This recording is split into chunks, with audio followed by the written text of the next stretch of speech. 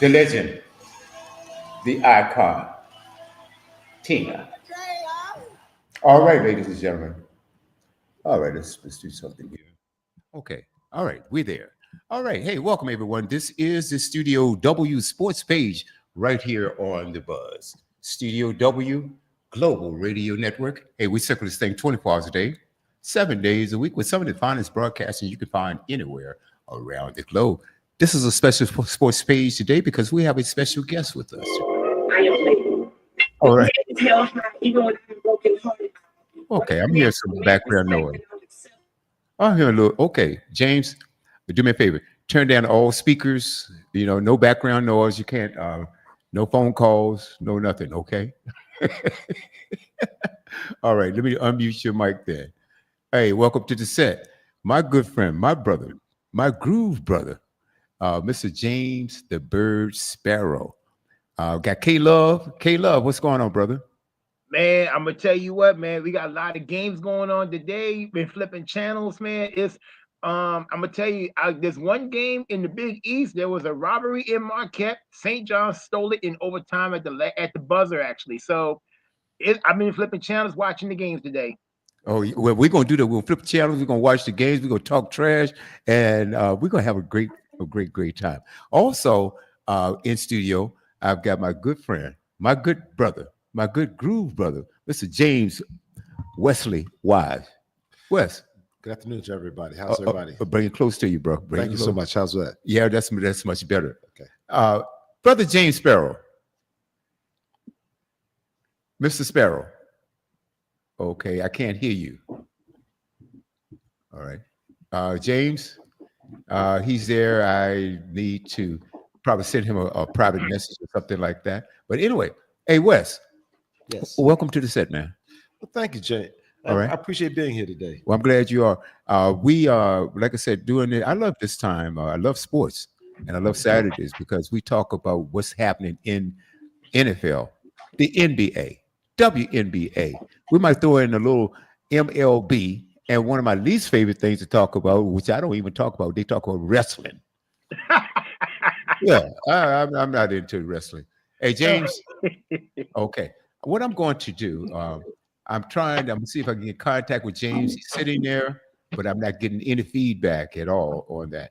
So what I'm going to do, Kayla, yeah. I want you to take over for a little bit. Tell everybody about the sports page. Tell them about what we do doing out throughout the week. And let's get this party started here. All right. So today, as we're going to start with what we're doing right now, Studio W Sports page, we talk mainly sports-wise. We like to chop it up. It's more like barbershop talk.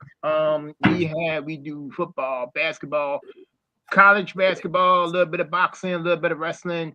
We cover whatever is on at the moment. So yeah, March Madness is like basic. March Madness and the NBA are the biggest topics right now this week. It is going hot and heavy going on right now. But that's what we normally do. That's yes, sir. Yeah. Yes, sir. Hey, I see you sitting there. I keep calling your name and I don't hear anything. You don't hear? You hear me? Hold on. I can hear you fine. I got to get Iris in there. And she's right.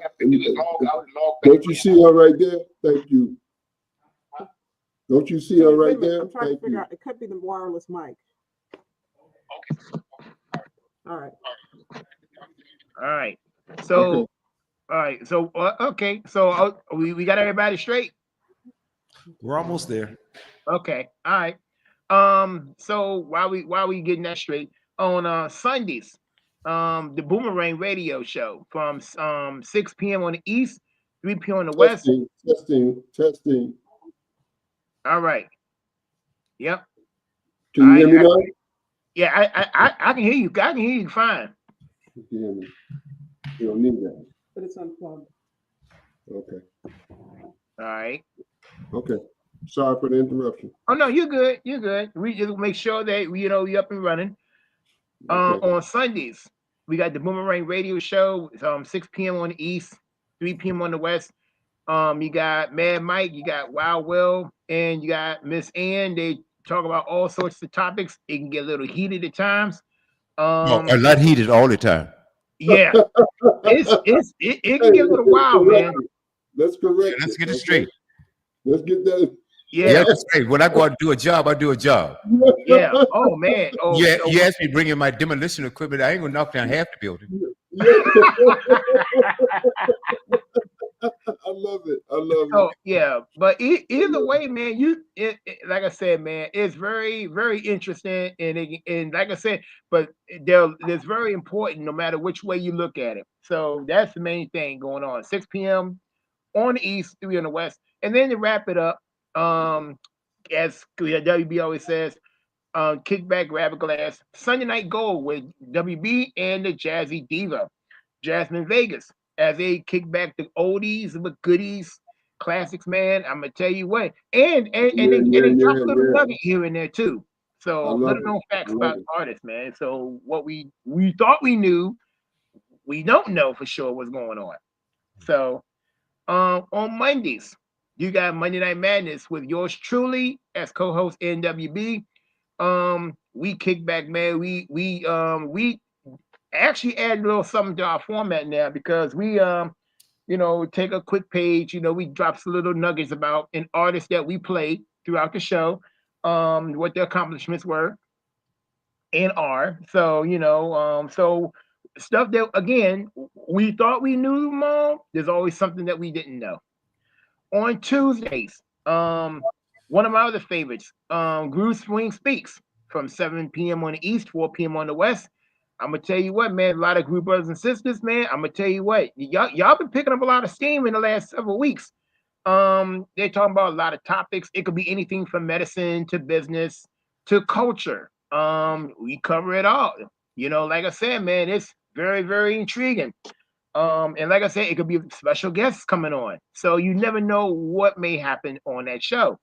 On Wednesdays, you got Cultural Excellence with WB and the new co-host Nakaya Watts. Oh man, I'm gonna tell you what, the last couple of weeks, man, I'm gonna tell you what, Nakaya is learning a lot from the greatest man himself. And there'll still be some learnings going on every week because I love seeing the smile on her face, man. It's like a Christmas tree. The main thing is they go back to the the oldies, they kicking off some good stuff and whatnot. On Thursdays at 8:15 on the East, 5:15 on the West, you got Mad Mike, Wild Will. Lots of genres, man. They play around, and you never. Those two are knuckleheads. They crack people up big time. You also got Mad Mike's Pick of the Week. Like I said, man, it's very entertaining. They go back and forth like nobody's business. I'm gonna tell you what. You may think that they're rivals from one coast to the other, but they are great best friends, man. On set and in real life. So, yeah, man, that's basically how Studio W runs. WB's in control, and also major shout out. Today is his birthday. Yes, sir. WB, the CEO. Yeah. Yes, sir. Your birthday is right now, baby. So happy birthday to you. Thank you for so much. And I tell you, K Love is thank you. I really appreciate I'm getting all the warm wishes from around the country. Got my brother here, Wesley, on the right side of me, and it's just been a wonderful day. Wonderful day, man. Guess what? We're gonna keep it going. Now, in case you guys thank you say, what dog, WB, I missed your birthday, man. I'm sorry. That's okay. You can still send the cash because I celebrate all month. The entire month. So you're not too late. Don't worry about it, okay? I don't use cash yet, but I definitely yeah, but I have some other ways that you can go and forward to cash. Okay, we do that. Don't try to buy me a present. That thing that you bought for somebody else last year and you didn't give it away. I mean, in other words, don't try to rewrap a gift to me. Oh, I got a quick story to tell you guys before we get into the meat of this thing. I had this cat was supposed to be my good friend, him and his wife, right? And it's my birthday, and they brought over this gift. And it was a rewrap from their wedding. I couldn't believe it. Okay, so you dig through the dish, and it was a doggone platter dish. Okay, now I'm a bachelor. Now, when the hell a bachelor need with a platter dish? All right. So, but anyway, I dig in the bottom of it to look for the card, and it says, "Congratulations on your nuptials, Cindy and George." I said, what in the hell? And the room was packed. I pulled it out and read this thing. And you wanted to see two white people turn red? It was the funniest thing ever. It was the funniest thing ever. But anyway, hey, welcome also Romar Smith. Hey, Romar. Okay. Yeah, how y'all doing, fellas? Man, we're doing great. We're doing great. What's up, Mother Smith? Yeah, man, we're just talking trash here. But anyway, let's get back. And we're going to talk about, and we want to also honor our special guest here. Ladies and gentlemen, in case you missed it, last Tuesday on Groove Swing Speaks, we had the pleasure of having none other than Mr. James, the Bird Sparrow, on. Now, guys, if you don't know his story, you need to know it. And I'm going to let him tell you a little bit about it. But I tell you what, he is a legend. North Carolina A&T goes back. 4 championships there, James? 4. Was it 4 championships? He's sticking his, look at, I'm sorry. Look at, he's sticking his butt out. Okay, hold.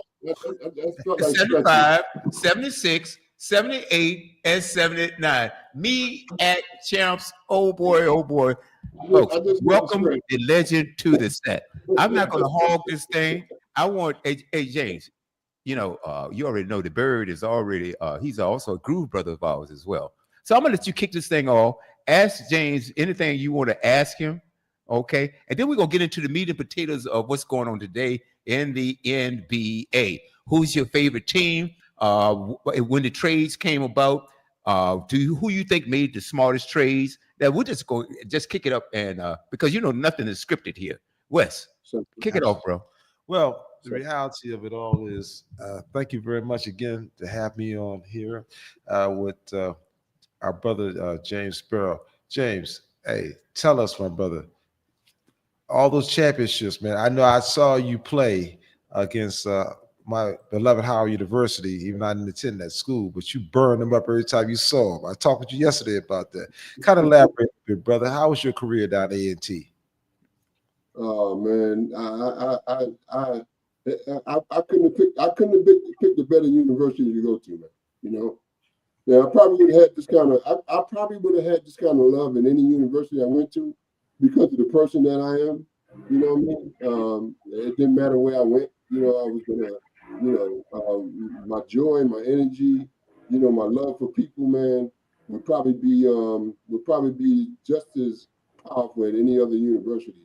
But A&T was just something special, man. Something special. You felt it as soon as you stepped foot on that campus. You just felt it. And it felt like that's the place that I needed to be, and when a coach shows you as much love as he showed me, Warren Reynolds, he came down to Longburg to visit me, brought the team down there on the bus when they played Fayetteville State. They stopped through to holler at me.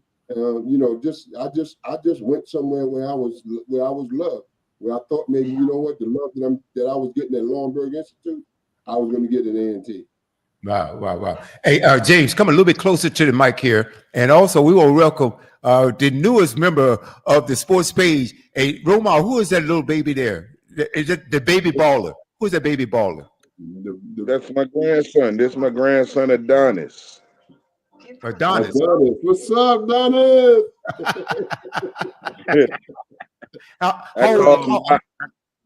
I call him Rocky. Rocky. I love it. Oh, he looked up at you too. He looked up at you when you said that. Yeah, Rocky. Oh man. So is he gonna be a football player or a basketball player or both? Now y'all looking at the #1 player in the nation, basketball player in the nation. When I'm finished with him, That's what I'm talking about. He gonna be a household name. Right. That's what I'm talking about. Okay. Yeah. And we got into a very interesting conversation. Roma, I wish you were in on this one Tuesday, because we talked about James coming up, and he didn't have the easiest road coming up, but he fought through it, kept fighting through it, and that tells you, man, when you persevere and move forward, you can accomplish amazing things. Also, go ahead, sir.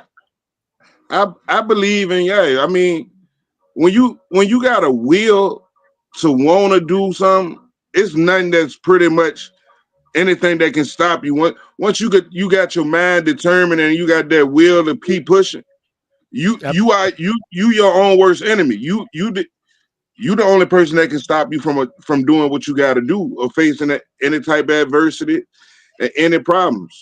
That's right. That's right. You know, hey, brother Swift, it just brought back you just brought back something to me, man. That's what my dad used to do to me, man. Have me on his lap.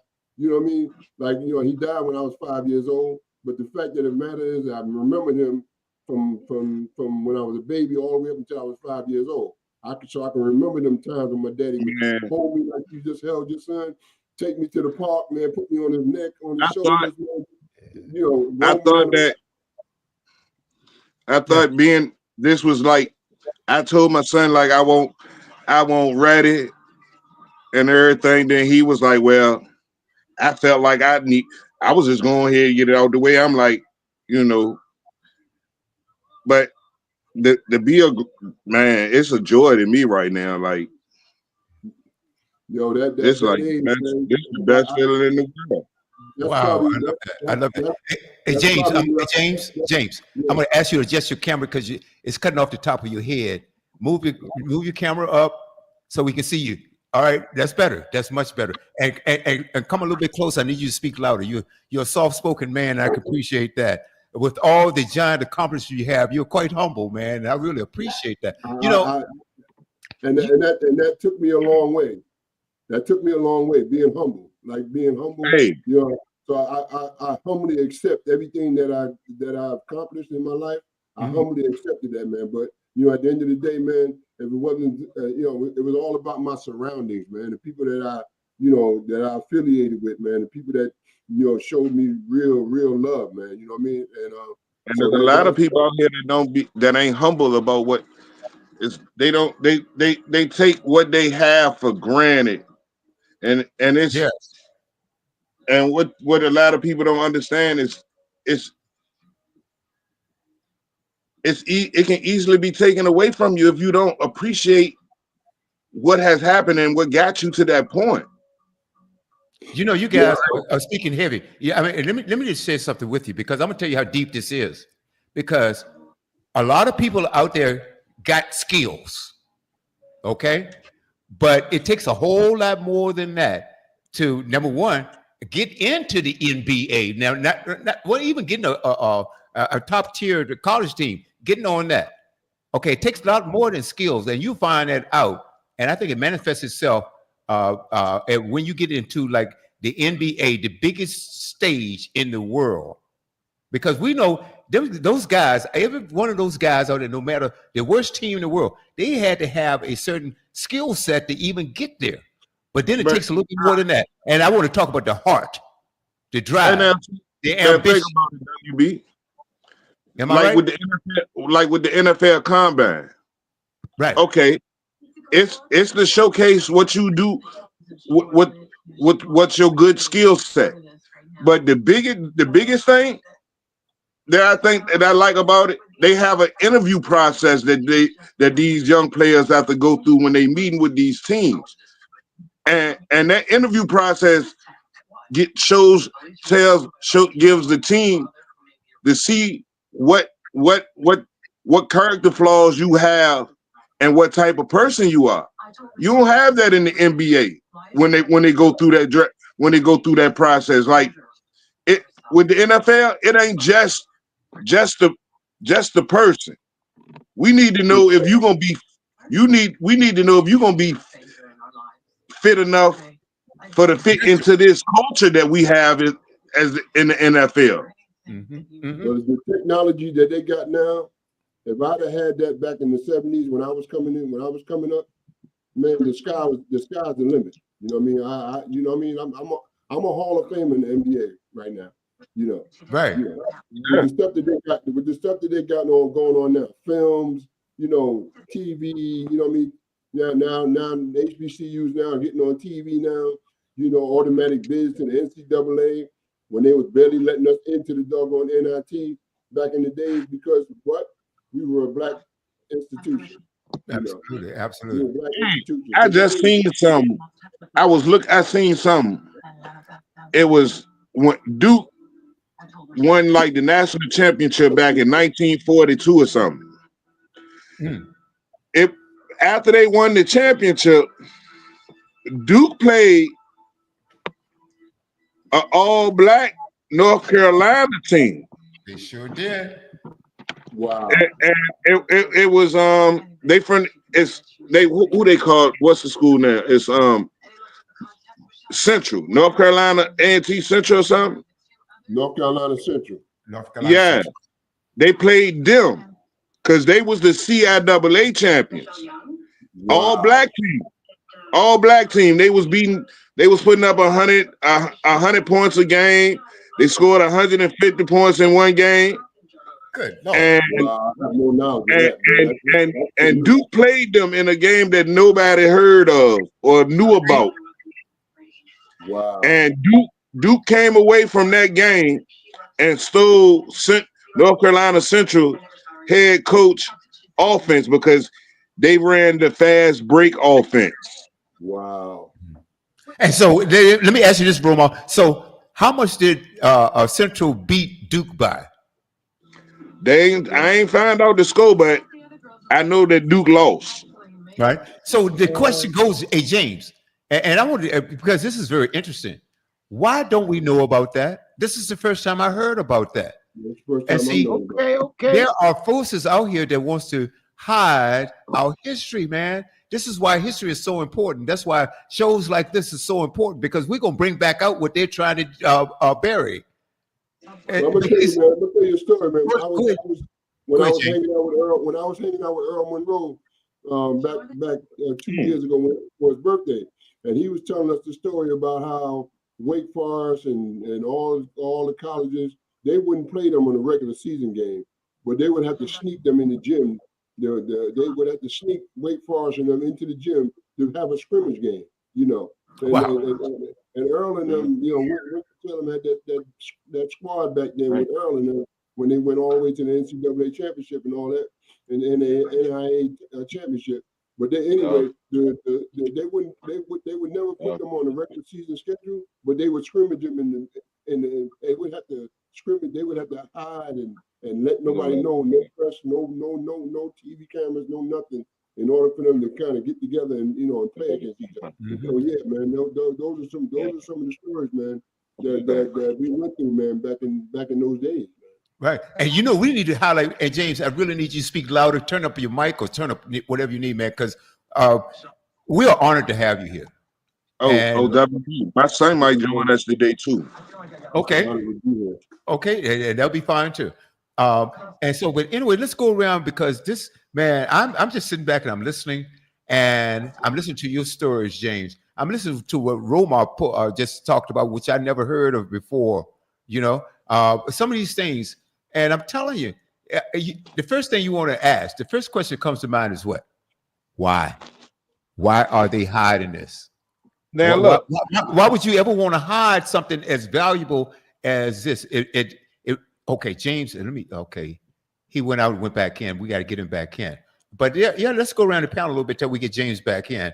Ask the question why, my brother. Well, Yeah, I mean, I'm asking you why. well, I mean, in my mind, Mm-hmm. we're looking at really the money aspect of things, and also that's just from my background as being an accountant. But a lot of times everything ties into money, and if it's something that if it doesn't add value, it does not add value to the situation where it's going to be profitable for the other party.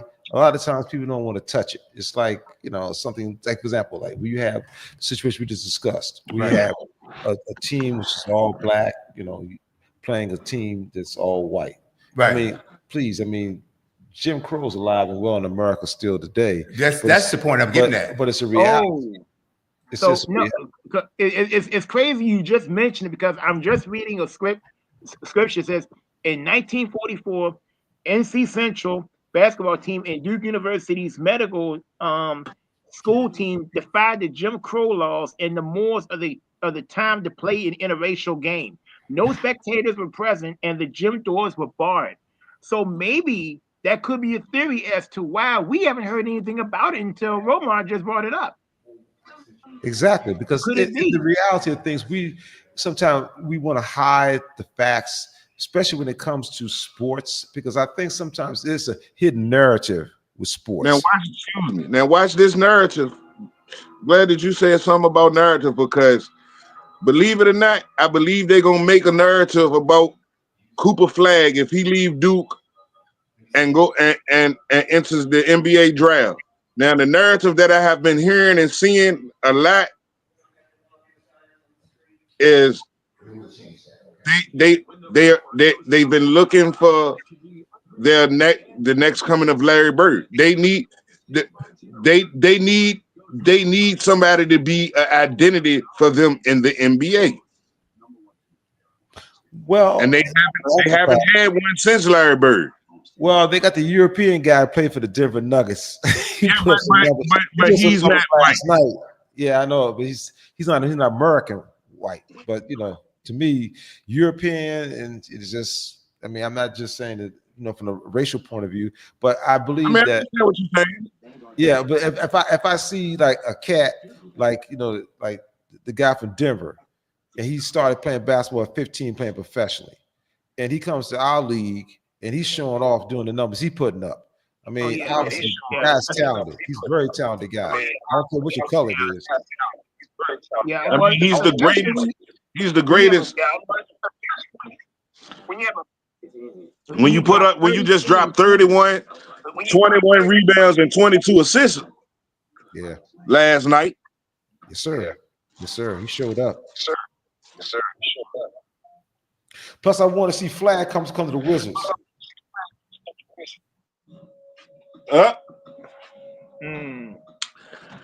Y'all ain't been right since y'all changed y'all name from the Bullets. Oh man, look. Yeah, hey, I used to like that. I used to like the Bullets when they had Rod Strickland, Chris Webber, Jawan Howard, right, George Mirasan, and Calbert Chaney. Yeah, we had good squads back then. Yeah. And Antoine Jameson, we're some good guys. But the management wasn't right. And Rasheed Wallace. I forgot about Rasheed. When he came out of Carolina, we drafted him first round. Yeah. Oh, you sound like you've been a Bullets fan for life. Put it like this. Hey, that's all we had, man. I'm a DC guy. Hey, well, I'm a Commanders all day long. Thank you, brother. I am too. But hey, overall, Kevin, I done seen it. What's that? Boy, I think we're gonna get swept from Philly. 3 years, $60 million. It might. We the front runners. We the front runners to land them. Okay. No, he not that sweat. I know what he's talking about. And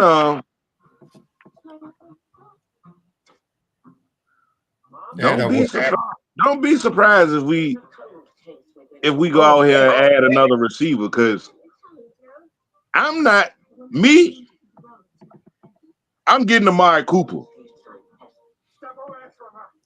I don't know why you do that. I mean, why would you want Amari Cooper? What's wrong with Amari Cooper?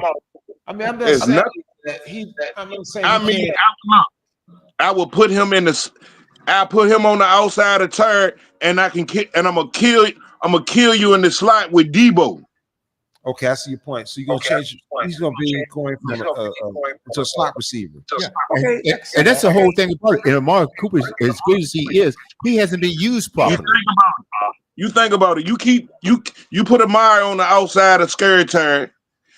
Every time Debo in the slot, he's matched up against a linebacker.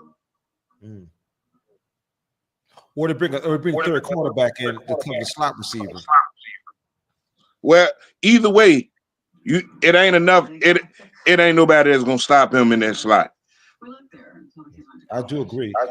We're gonna be able to see our team evolved into a much better team. But I think we're going to pick up a lot of guys who want to come to play for Washington now that we have a chance to go far. We can't let it. We don't need to let a lot. Well, we didn't. I see. Bobby back in the fold. Yeah, We got Bobby.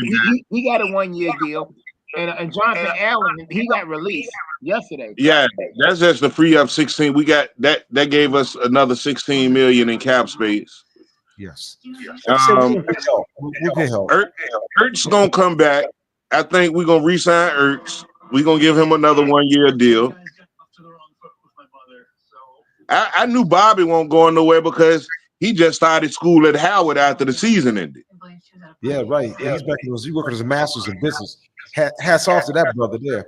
Finishing his education like that. So I'm like, even with him going to school in Howard, like, you not. It's a reason that you decided to go back to school in the DC area, because he could have did that anywhere. True.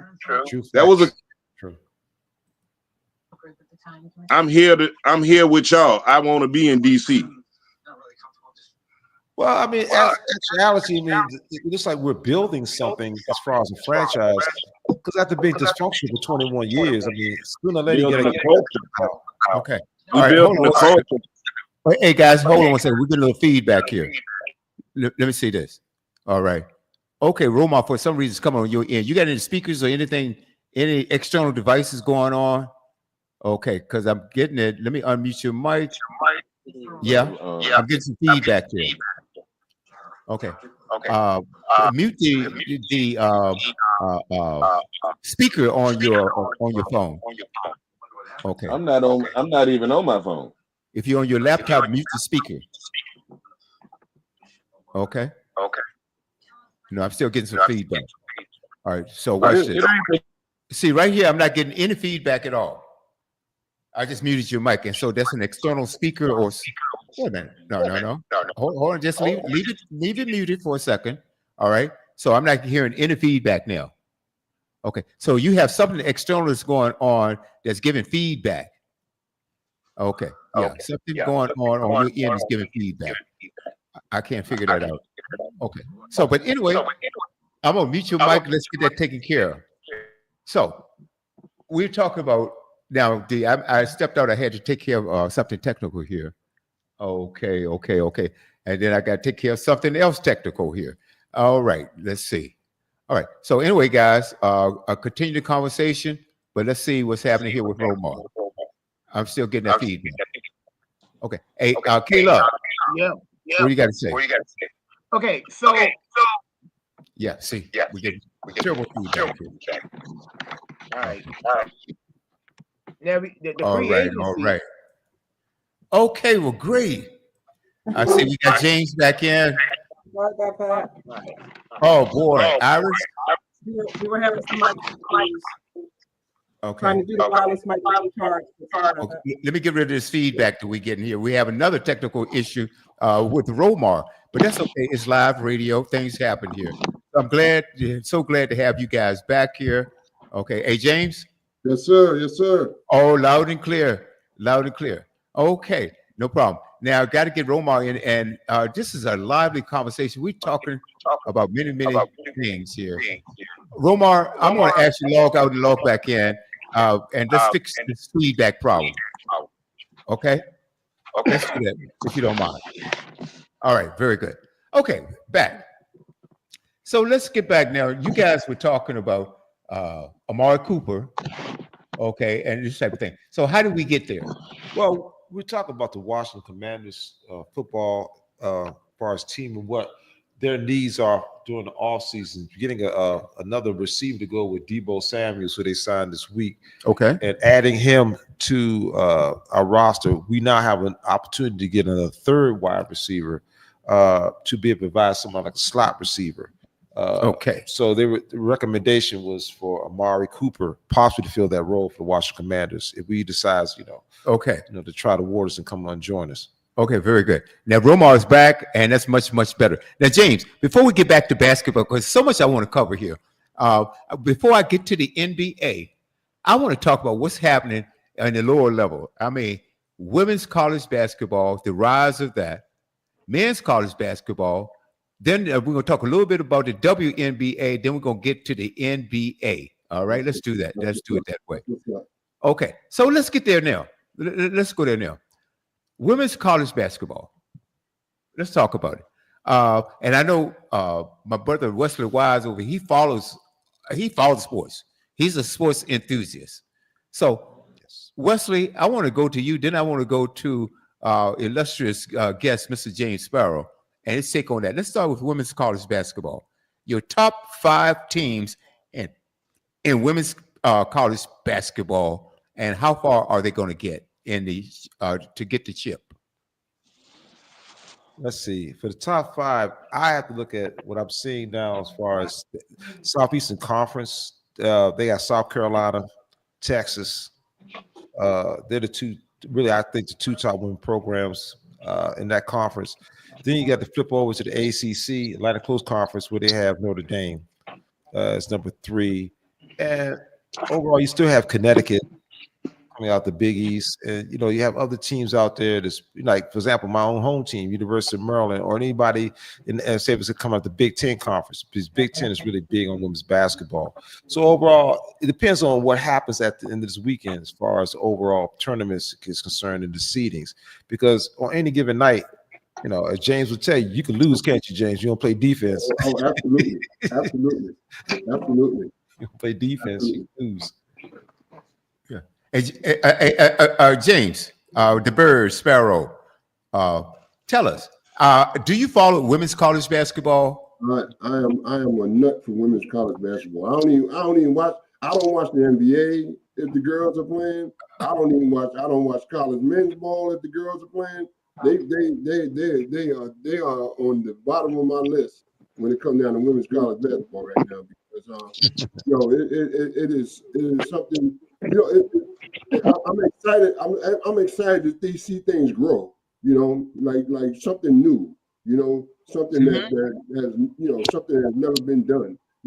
Like again, like HBCU now. They get automatic bids to the NCAA. I'm a big fan of that. You know what I mean? And I want to say that there's a lot of guys, not only just myself, but there's a lot of guys that contributed to the reason why HBCUs are now getting automatic bids to the to the NCAA now. When like I said, back then they wasn't even thinking about us getting into the NCAA.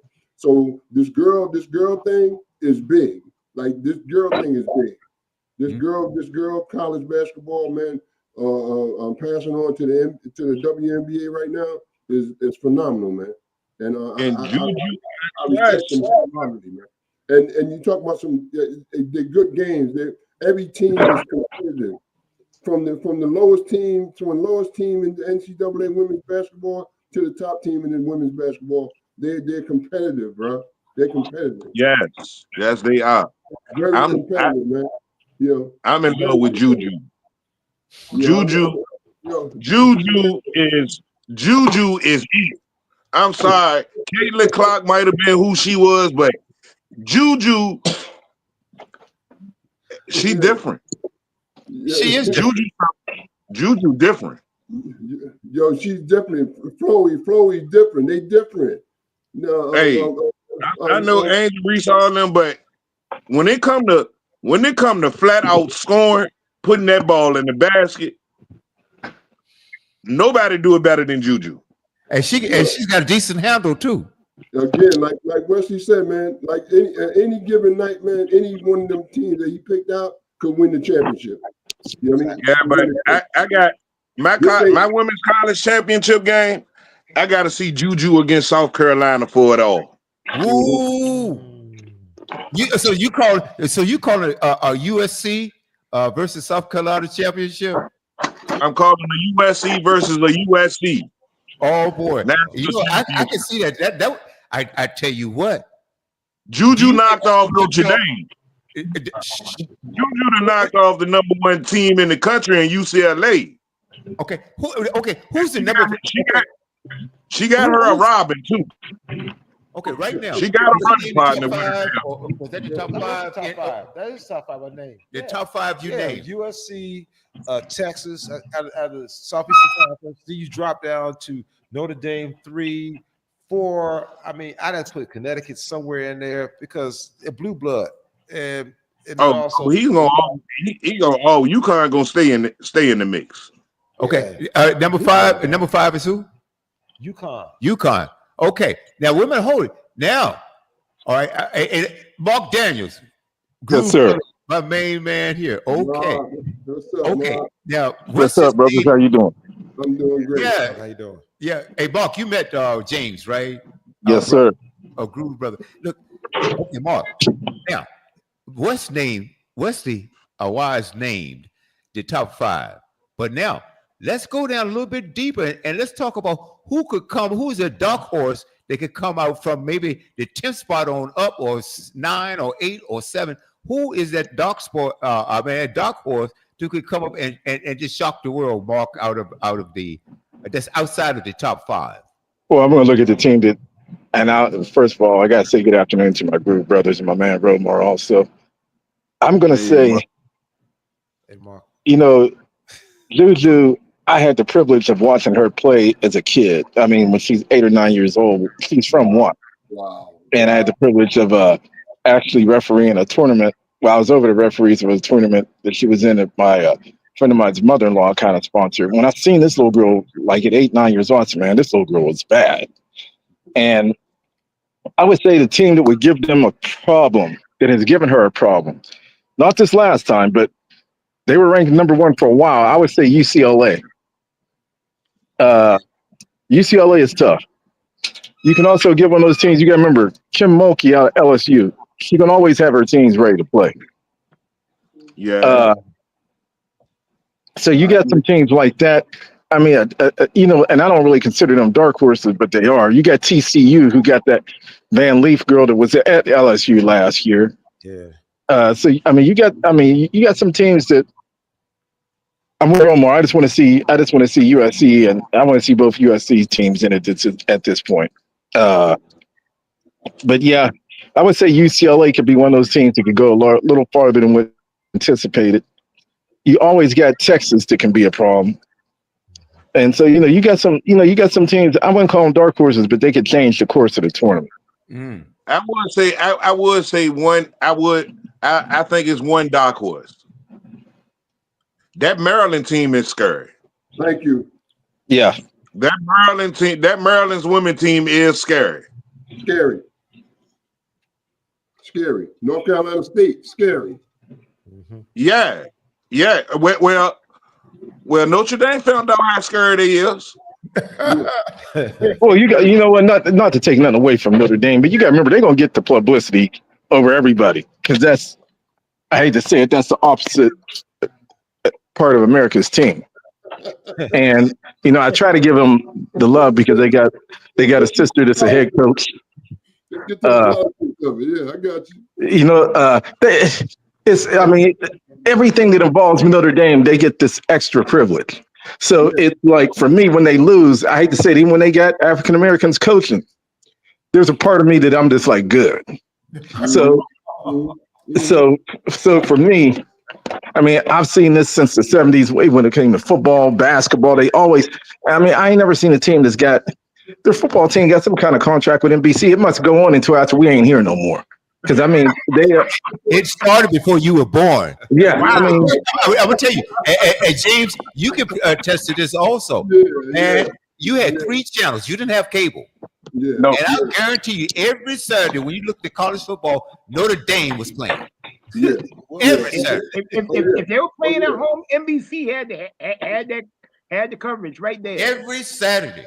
Every week or every other week. That's crazy. We talking about women's basketball, right? It's women's day. You know what I mean? Like it's National Women's Day, bro. I didn't know that. Yeah. I didn't know that. But James, I'm gonna tell you something. I agree with you 1,000,000%. Let's say it would have to be a team like, if I'm watching women's college basketball on one TV and I'm watching men's I'm talking about NBA basketball. it's going to have to be a team like Boston. It's going to have to be a top tier team for me to switch it. Well, I don't have to switch the channel. I can look around, right?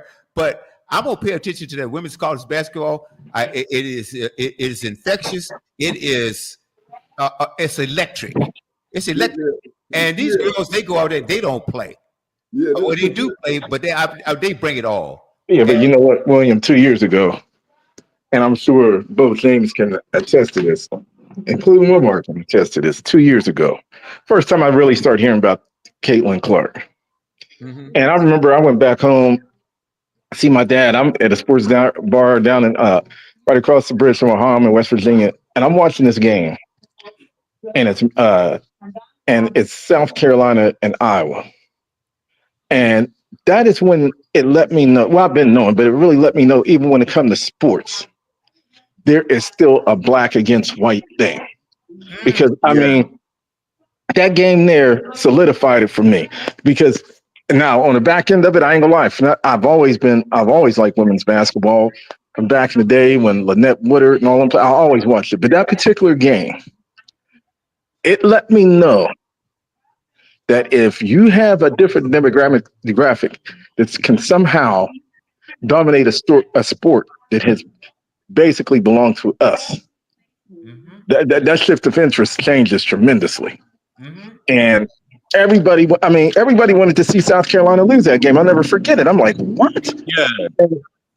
And then when it came to that money, it's crazy that you bring up her name again, my Caitlin Clark name, because to me, her final year at Iowa, it was all about her. But that's when I started. That was Juju freshman year. Juju had the whole NCAA on. She put them on notice her freshman year. She should have been the player of the year her freshman year. She outplayed that season. She outplayed Caitlin Clark. Caitlin Clark last season, Juju first season, Juju outplayed Caitlin Clark as a player. And you know, I didn't know that. I mean, I didn't know that. Huh? I didn't know that, Romar. I didn't even know that. So Yeah, that goes back to the why. That's how much attention that they had on Caitlin Clark. Juju was sitting out. Juju dropped had 13 games where she dropped 30. Okay. But you know, Juju can actually, honestly, go out here any night and give you 30 every night. Like, James, you about to say? you know, you're absolutely right about Caitlin Clark, man. But the respect that I got from her, man, is the fact that she mentioned how important black players were in this doggone WNBA. Absolutely. And even in college basketball, she acknowledged the fact that they got mad at her, man, because man, Mr. Sparrow, do you believe her comments was just to save face? No. I think she meant what she said, Mark, because guess what? Look at what she's up against. Because guess what? After she said that, after these people put her as the great white hope, she said that, they turned on her. They will eat their own. And so because they knew that she acknowledged what was only right. She didn't have to say a thing.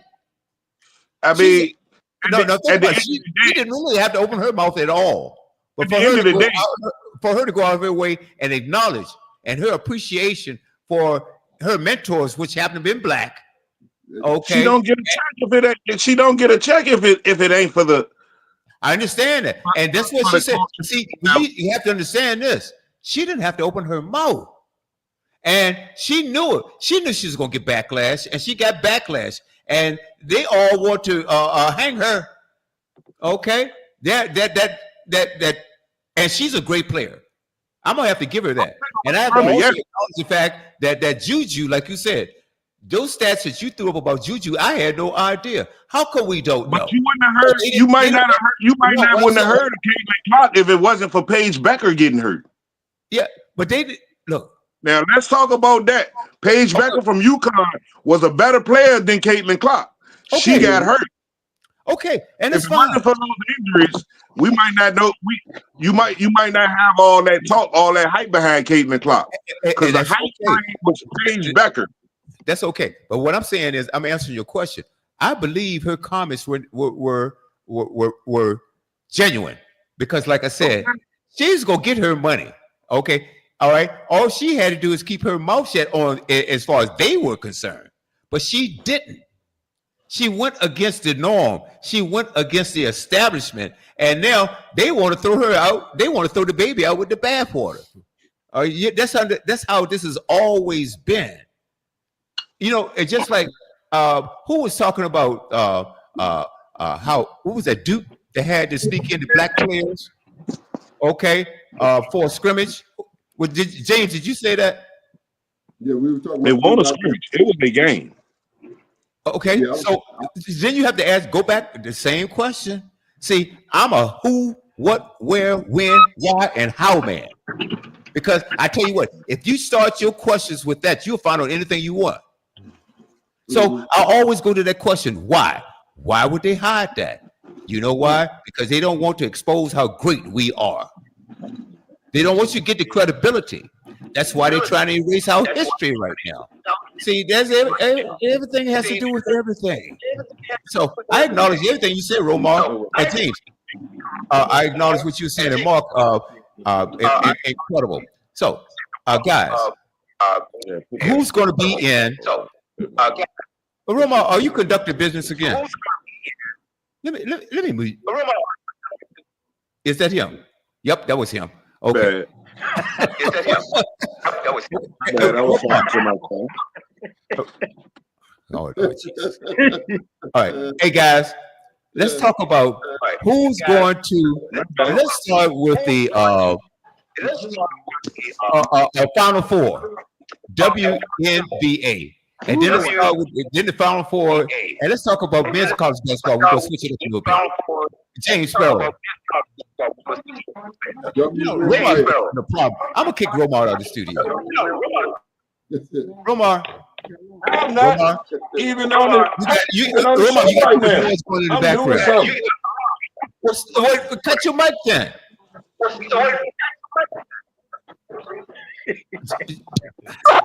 You know, hey James, I apologize. You know, there's a knucklehead on every program. Nice. I'm not trying to be nice. Oh man. Okay. On his own. You know, that's the problem. That's the problem with sports right now. People are being too nice. Yes. You remember when you play football and they put the wood on you, and now if you put a fingernail on, they will call a flag. Basketball, you know how it was when you had those boys going up there, Charles Oakley and the bad boys and stuff like that. You go up in there and they put the wood on you. Okay. And now they call it a flagrant foul. Everything's too soft right now. Yeah, the game is different, man. The game is different. So let me get back. So, James, let's talk about the Final Four in women's college basketball. Who can you see there? Liberty for one, Las Vegas Aces for two. I want to say Indiana Fever. Who else would I put in there? The Washington squad. What's the name of that squad? Yeah, them. The Mystic. No, I'm talking about college. Okay, that's good. I'm talking about college, women's college basketball. Women's college, the Final Four. Okay, you want to say UNC, USC. I want to say UCLA. I want to say South Carolina might squeeze in there. They're a little small this year, man. I'm afraid of their front line. I'm afraid of the front line. I think their front line is kind of suspect. But I want to throw them in there, South Carolina, and I want to throw Connecticut in there for sure. Oh boy. Blue blood, man. Hey Wes, who you got? I mean, Jay's pretty much hit it on the head. I mean, because bottom line, it comes down to what team is hot for those 4 games to get to that championship game. And so overall, I mean, it's so much parity, right, James? Is that what you see? It's a lot of parity. I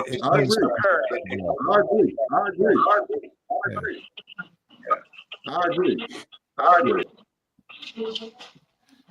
Okay. So I'm looking at the teams that's been there, man. Like down the line in the last couple of years, man. These are the teams that they're consistently in, bro. They're consistently in there, which frightens them other teams that have plenty of opportunity to get there too. Hey, K Love, I haven't heard. What do you say, K Love? So, all right. Now, actually, let me ask you this, because I have noticed that I think they're starting the women's tournament earlier than expected. Now, I don't know if they moved them up or whatnot, but there are a lot of college tournaments going on the women's side going on right now. As I'm reading the scores, USC is trailing Michigan at halftime by 2. But anyway, my Final Four picks, well, I would say, South Carolina, USC, UConn will be at least my 3. Oh man. My 4th one. Oh man. It's a toss-up between Notre Dame and UCLA. Now, it all depends on how bracketology is going to end out. There you go. The bracket is going to make it. The brackets are like when they do bracketology, that's going to be the setup of how we think is going to fall. It really depends on the brackets, how they set the brackets up. Right. Exactly. More. Hey, Mark, what you got? I want to say South Carolina, USC, Connecticut, and I'm still gonna go with LSU. Oh boy, I was waiting for somebody to say that. I was waiting for somebody to say that. Good pick. Not bad. That's not bad. Good pick. Very good. Hey, Romar.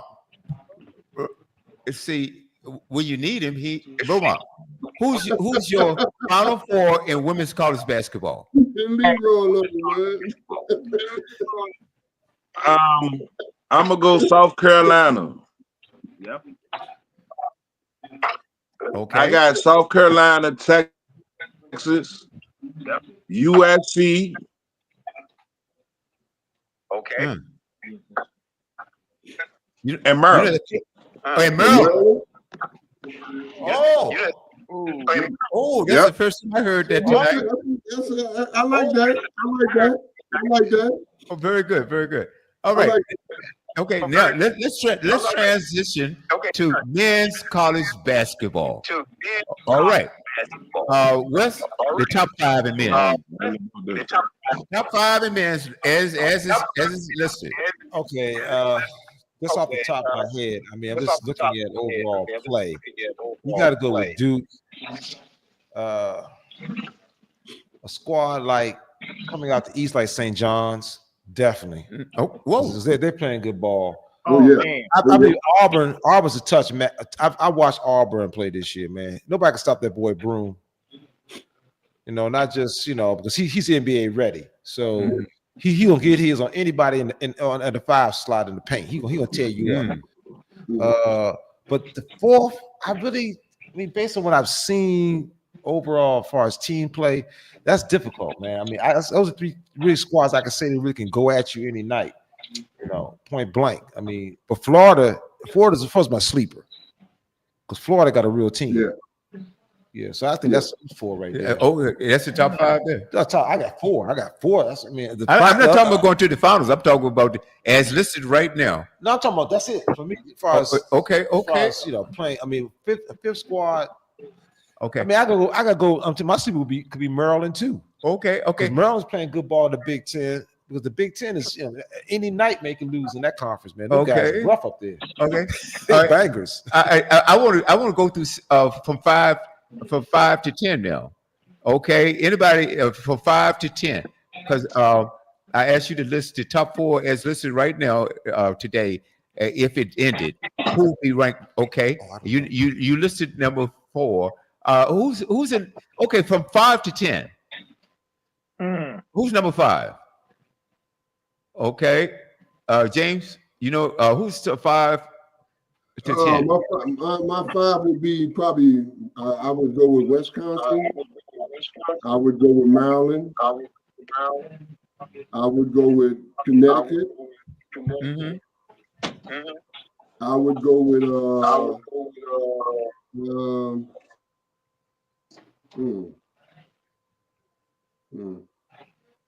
Connecticut, South Carolina. I would go with Texas. All right.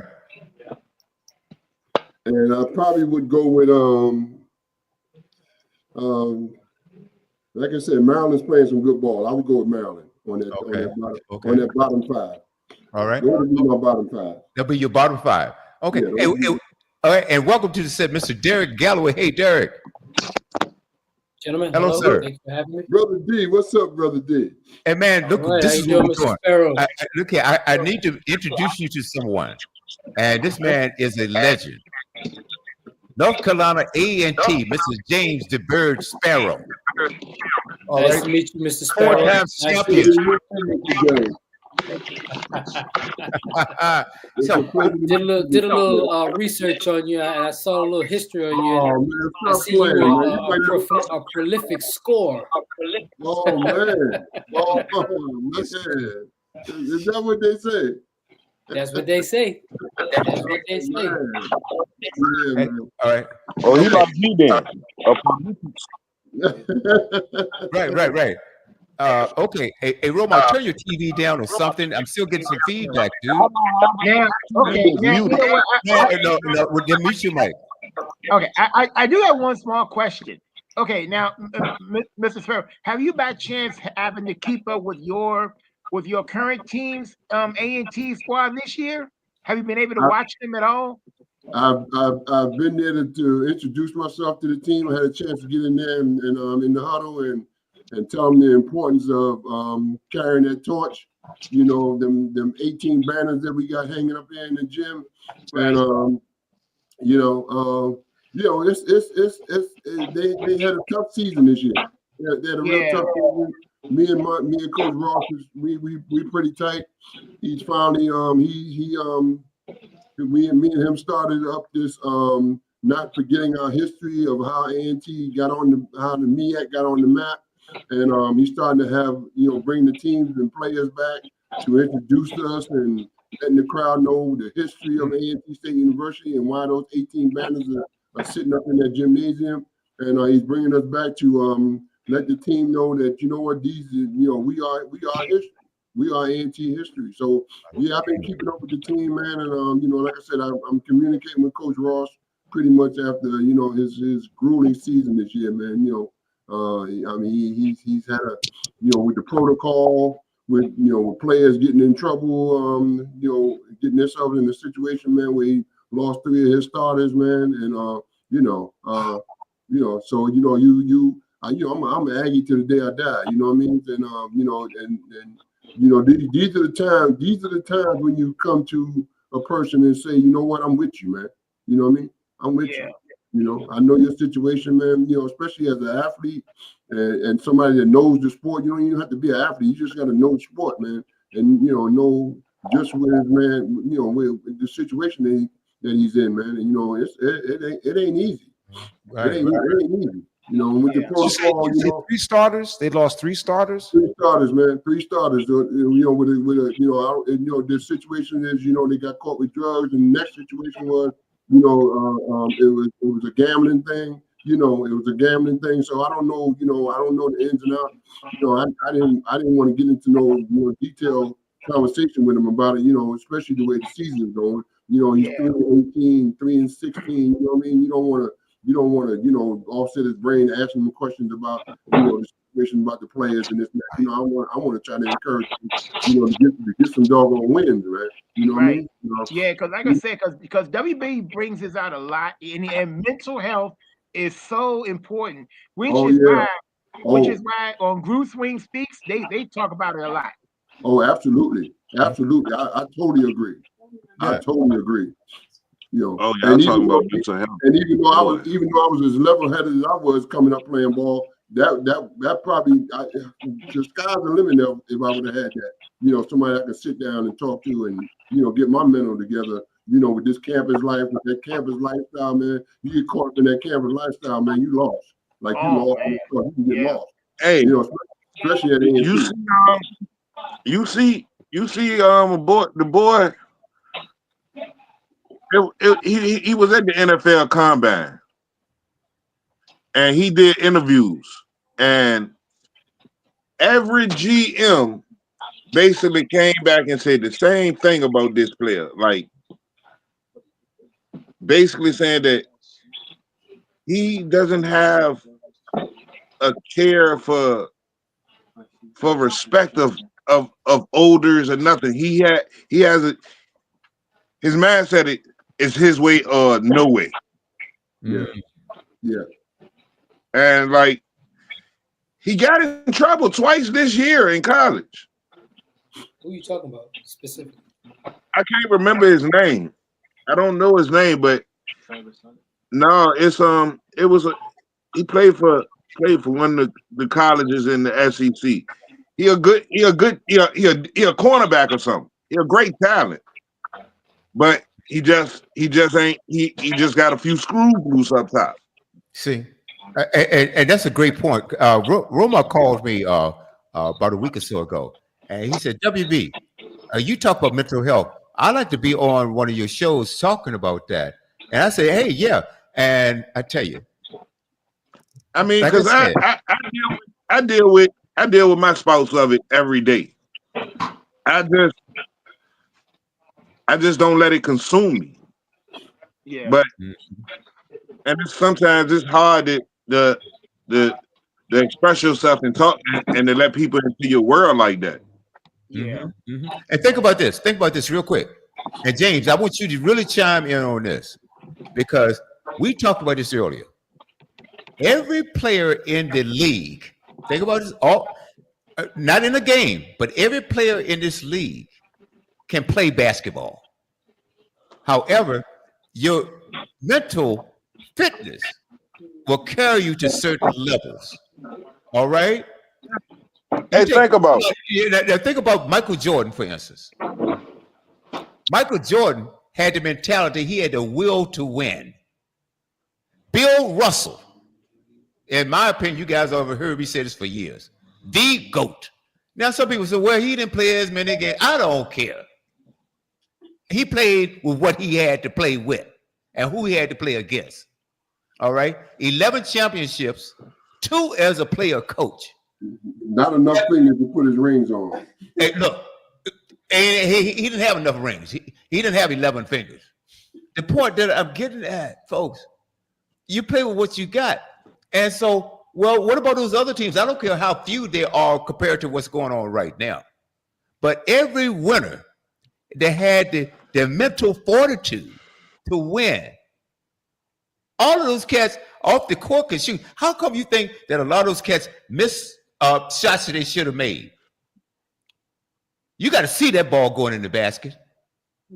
You got to visualize that ball. Yeah. Going.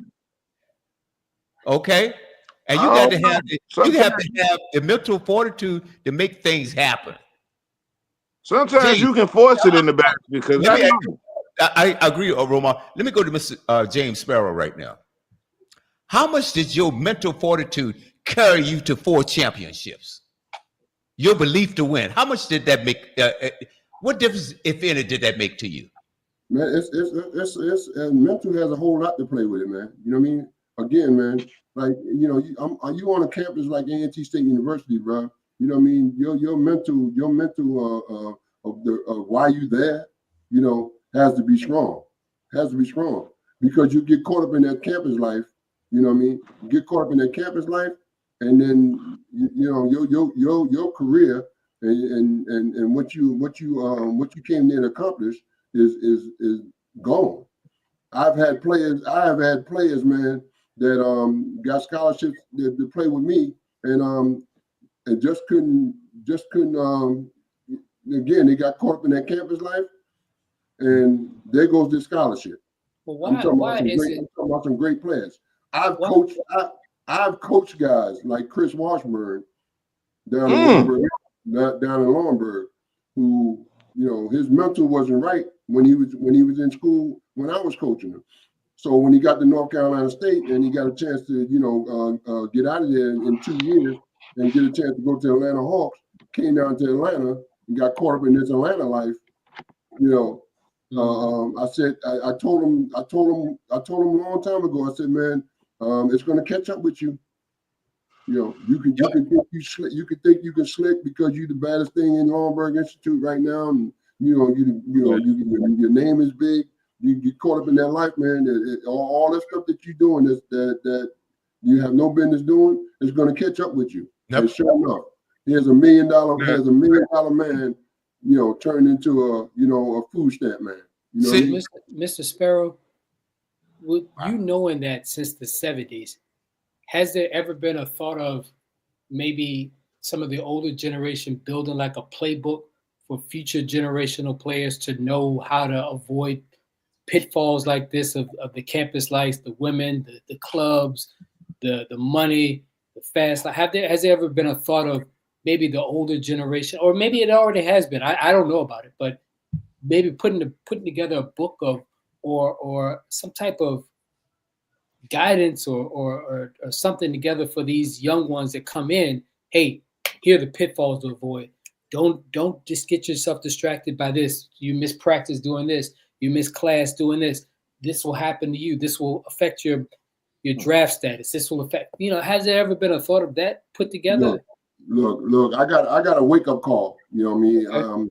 My sophomore year, I won every award you can ever win in college basketball. Right. Player of the Year, Jet Magazine Player of the Year, Black Force Magazine Player of the Year, MEAC Tournament Player of the Year, Holiday Classic Player, MVP. Every award you can win got caught up into my head, man. You know what I mean? When you talk about mental, man, my concentration just went, somewhere else, other than soaking up what I got, and being humble about, the awards that I won. My head got kind of. It can affect you, with the attention that you're getting and everything else, right?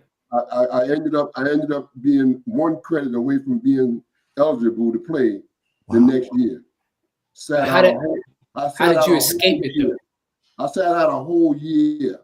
I had to get my, I came in as a freshman, man, with my head on right, saying, you know what, man, we're gonna turn this program around. I'm here to win championships. I won my first one.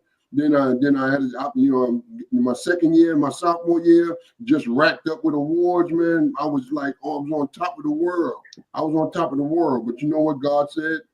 Man, I got to bring you back down to earth. Sometimes you got to close a window and then he'll open the door later. I get it. So when you talk about mental and bringing back, giving back and this and that there, man, I came back with a vengeance, man. I had a chance to sit back and, that year we went 3-25, man, without me being there. And everything, that guilt and that hurt, letting my teammates down, not being there this year, to have a better season was eating me up all year. Man. Oh, it put a hunger in your belly when you got back, didn't it? Look, I was a half an hour early to class, and that next year I was a half an hour early to class. First one in the classroom, the teacher looked at me like, man, like, okay, I'm ready. Right. So I had to rebuild my mental back. I had to rebuild myself, and the reason why I'm here, and what I've been through in my life, coming up in the children's home. My mama, my daddy died when I was 5. My mama was a heroin addict, man, during the loss of my dad. And I had to figure out, I had to think about, all that I've been through and why I wanted to make my mother proud of me while she's still alive. You know what I mean? And in fact, the matter, she died clean and sober, man. Knowing her son is in college doing his thing, man. I was like, okay, so I had to literally get my mental back, man. Literally get my mental back. So when the freshmen came in, trust me, I was on their case, man. You know what I mean? Like, you look, it's time to get up. Why you got class now? I mean, I became a real captain. I've had a chance to become a captain. I had to act like a captain. So yeah, and me being down here in Georgia, when I started working in the prep school, I told these kids, man, I told my kids every time, man, there's life after basketball, bro. What are you gonna do when that ball goes flat? When that ball goes flat, what are you gonna do? You know what I mean? Are you mentally ready for, you know, you here prepping a year because what? None of these college coaches had trust in you to play on their team. So now you got to get your mental together, man. So you know what? We ain't promising you no scholarship. You know, you trust the process, do your thing. We're gonna put you in front of a lot of coaches that you can you know, when they see you, it's on you now. It's on you. We're gonna give you all the skills. You know, I work with an ex-NBA player named Laterio Green who went to Georgia State. You know, went to Georgia State, you know, Hall of Famer and all that good stuff. You know, play with Shaq and all, you know, all the boys. But so yeah, I give back all the time, man.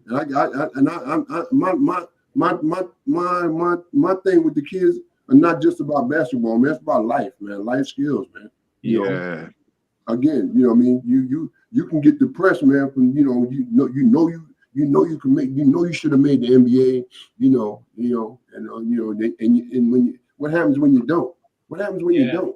What are you gonna do? You're gonna drug yourself up? You just gonna give up on life now? You know, everybody can't make it, man. There's a million great ball players right here. You know, it all depends on how you come up, when you came up. You know, I came up at the wrong time. You know, back in the 70s, man. HBCU. Who was looking at HBCU? You know, I went where I was happy though. I was happy. I had a great run at A&T State University, man. And if I had a chance to do it all over again, I would. That's what my mentor was. You know, you good, you can make it anywhere. You know, Charles Oakley, Earl Monroe, all of them gave me that confidence that, you know what, hey man, you know, I can make it anywhere. So yeah, I get it. When you ask me, do I give back? Yeah, I give back all the time. You know what, Mr. Sparrow, like a lot of people, my homeboy, he trained kids. But he said that he trained his kids, but he told them the first thing, it's a word that's in front of athlete that you need to be first. You're a student before you're an athlete. Exactly. And a lot of kids don't focus on what that means. Like, you learn and your grades right, this is what you get to be. And then, you know, I don't think there's a lot of people stressing the importance of the education part of it. Because you got so many coaches out here using kids for their athletic abilities to get sponsorships and stuff like that, and not really caring about the kid at all. Exactly, man. Exactly. That's right. And it's getting a lot of coaches. There's a lot of coaches' money. Like, I live in Richmond. I went to John Marshall. Our high school, the coach that they got there now, he play in a weak division. Every year you can count on us winning the state championship because he play in a 2A division. Yeah. But when you go out here and play some of these, and he's scared to play Paul the Fifth. Yeah. I don't know why he's scared to play them boys up the road. He won't play them. You know why? That's just like when I was coming up, man. I'm just saying, because he play a nationally ranked schedule, but you don't win these nationally ranked against these nationally ranked teams. Go ahead, James. And that great point, because that's when I was coming up, man. A lot of schools wouldn't play us. They wouldn't play us. I had the fortunate opportunity to play against Larry Bird that year. They went to the NCAA championship against Magic. We lost by 7 up there in Indiana, man. Went down there. They had the black. How many you gave them? How many you put on them? I put 17 on them.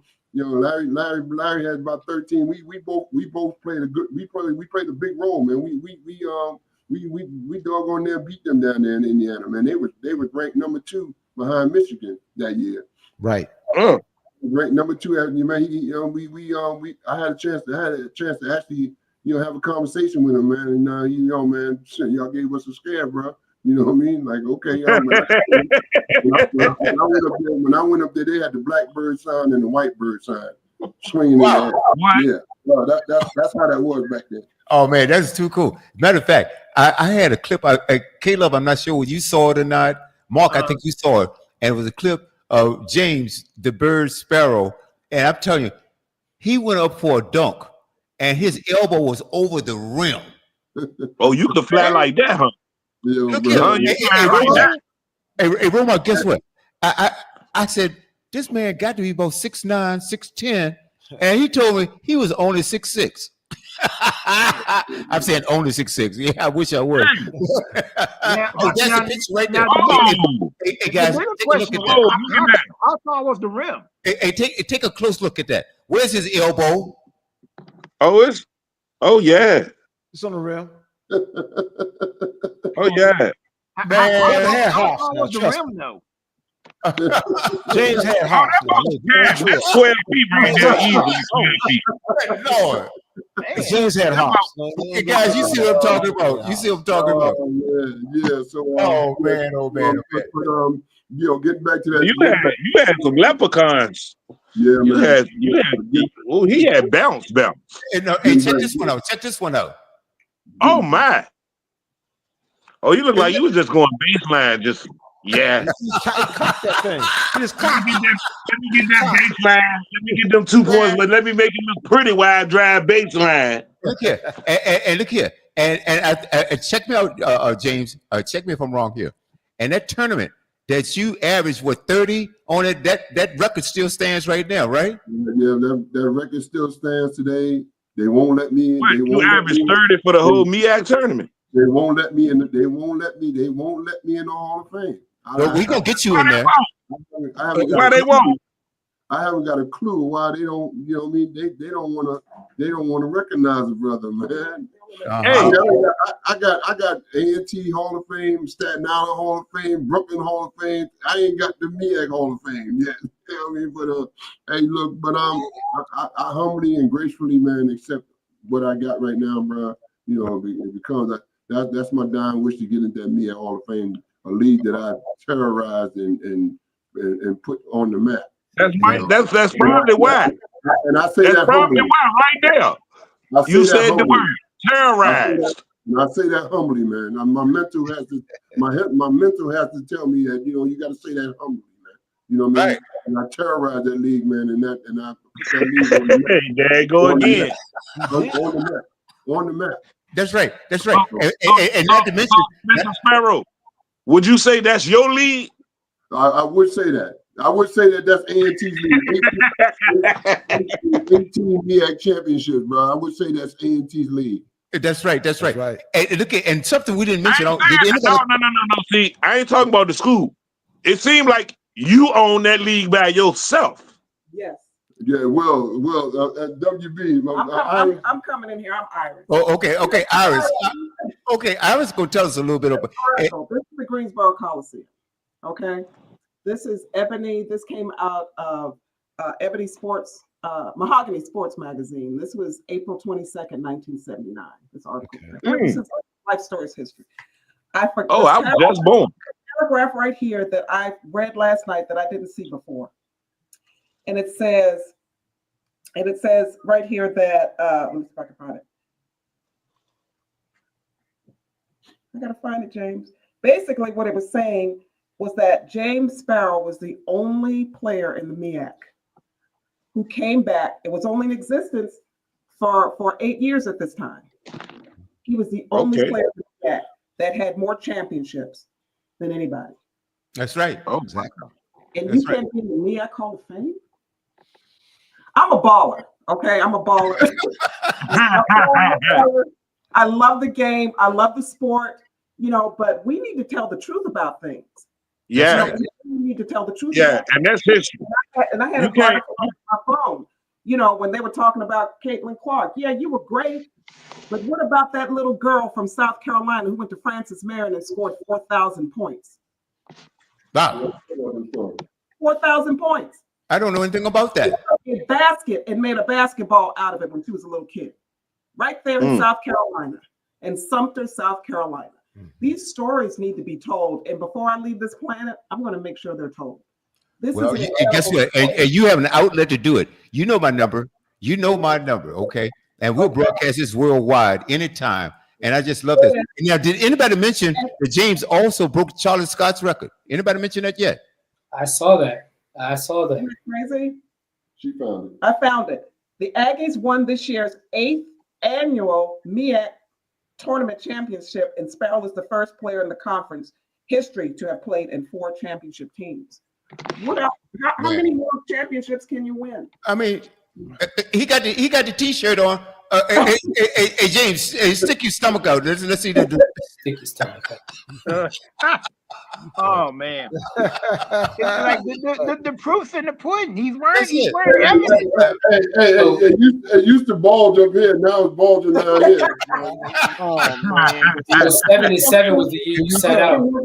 Hey, Galloway, you had something to say? No, I was asking, was the year 77 the year you sat out that you mentioned earlier? 76, 77 year I sat out, man. And Okay, there it is. That 79 year was a great year. I literally cried every game, man. 3 and 25. Oh, I literally man. cried. Every game they lost, I cried. And So- the 3 games that they won, I was the happiest guy in the world. I know you were. Yeah. Oh man. So my mental started. Every loss, my mental started coming back. Right. To reality. You know what I mean? Like my mental started coming back to reality. You know what I mean? Man. I didn't need nobody to sit down and tell me this and tell me that. Just seeing, being at them games, suffering with the fans. You know what I mean? With my student body, with the doggone team, with the coaches, with trainers, and everybody that's a part of that doggone situation. I was there. So, Mr. Sparrow, let me ask you this question: What you saying about being there and with the losses and being in the fan base and everything? Like, did every loss make you hungrier and make it in your mind that I got to get back, I got to do right and get back with my boys? Look, did it like it got me so like focused that I came back with a vengeance, and I came back in one. I came back in one player of the year. Okay. I came. So back it's in like came back in one player. It's like coming back from an injury. Coming back. On an injury. It's basically unfinished business. I had but I'm just saying unfinished business. Unfinished business. That mindset would probably be the same if it was an injury that you was coming back from. Oh yeah. That's what I'm saying. It's the same type of mindset because you hungry. That probably would have been, that probably would have been more stronger than me being missing this doggone year because of my negligence and my losing focus, man, on why I was there. Did you blame yourself when you can't? Well, in that situation, you can blame yourself, but I can see that you didn't put too much blame on yourself. Like you bounced back. You got, like you said, you got refocused. I got refocused, and that student body, man, was the best in the world, bro. Like they literally threw rocks at my window to make sure I got up and went to class. You know what I mean? like this true story. Like that next year, the rocks was thrown in my window. Sparrow, it's time for class. They had no idea I was already in the classroom already, sitting down in the chair waiting waiting for the doggone instructor to come in there and give us our assignment. For real.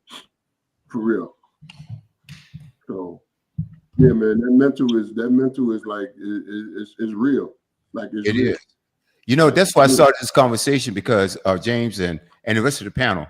Like I said, there's some great basketball players, even though these guys, you say, oh man, I don't care whether it's the Wizards or whoever it is. You say, man, that team stinks. But keep in mind, hey, I got one for you, W. Huh? I seen the podcast. They was interviewing Vernon Maxwell. Okay. Do you know Florida does not recognize he's Florida's all-time leading scorer. All-time leading scorer. I know that story. And they would not recognize him because of what he did when he was there in college. And like he said on the podcast, they gave him a urine test. I don't know the story. Hey, look, they gave him a test. They tested him. Okay. And it came back that he had a dirty urine. So they because he was a star player, so they gave him the treatment. Okay. But then he came back and gave him another one. They started putting that man's name in the hat. They started writing this man's name in the hat like 10 times. He was drawing his name out the hat every day for a drug test, but he could go to the boosters and others around the college and get everything straight. He was gonna be a lottery pick. Draft night, they released a story about him failing him testing dirty for drugs on draft night. On draft night, he was a top 5 pick, and that story broke and dropped him all the way to the 2nd round. See, and cost him a lot of money, but Florida would not recognize his stats. And acknowledge him. Yeah, they won't acknowledge him, man. That's a shame. That's amazing. Wow. But but that's the crazy thing, because Florida, you allowed this behavior from him. They did. That's that part. They allowed the behavior. Use and abuse is what I call it. Oh, that's exactly right. That's exactly right, man. It's a shame the way athletes are used because they don't address the mental position of they need to put some type of seminars in the place for these young kids coming out of college into the NBA and stuff. Like, great topic, bro. They really need to set stuff up in place for that. You're exactly right. And James, you mentioned some profits, right? They looking at the dollar bills, but see, the thing about it is, let me tell you how stupid that is. If you don't protect your produce, it's going to spoil. Well, look, you don't need hold. They got enough money to put in programs to address the mental state of an athlete. They got enough money to do that. Okay. But they want to just use these athletes for their own profits, right? And they realize, look, if you go in and protect what you got, it's going to last a little bit longer, right? If you do that. But see, they're thinking back, they're thinking dollars first, players last. Hey, look, the crazy thing that I was just thinking about, the name on the back of the jersey don't even belong to you. Ooh. Yeah. Speak up a little bit louder, brother. Speak up a little bit louder. Yeah. Yeah. The back of that jersey don't belong to you. Yeah. Is that Galloway speaking? No, that's not me. That's Roma. Who is that? Somebody's mic is muted. Roma too far away. Yeah. All right. Can you hear me now? Did you say the name on the back of that jersey? What did you say? Your last name that's on the back of your NBA jersey don't belong to you. Ooh. Elaborate on that a little bit. Because that name, that jersey and the name on the back of the jersey is NBA money. So what you saying is they own your likeness. That's what you saying. They own your last name that they put on the back of their jersey because it's their product. Like I said, what you saying is they own you. They own your likeness.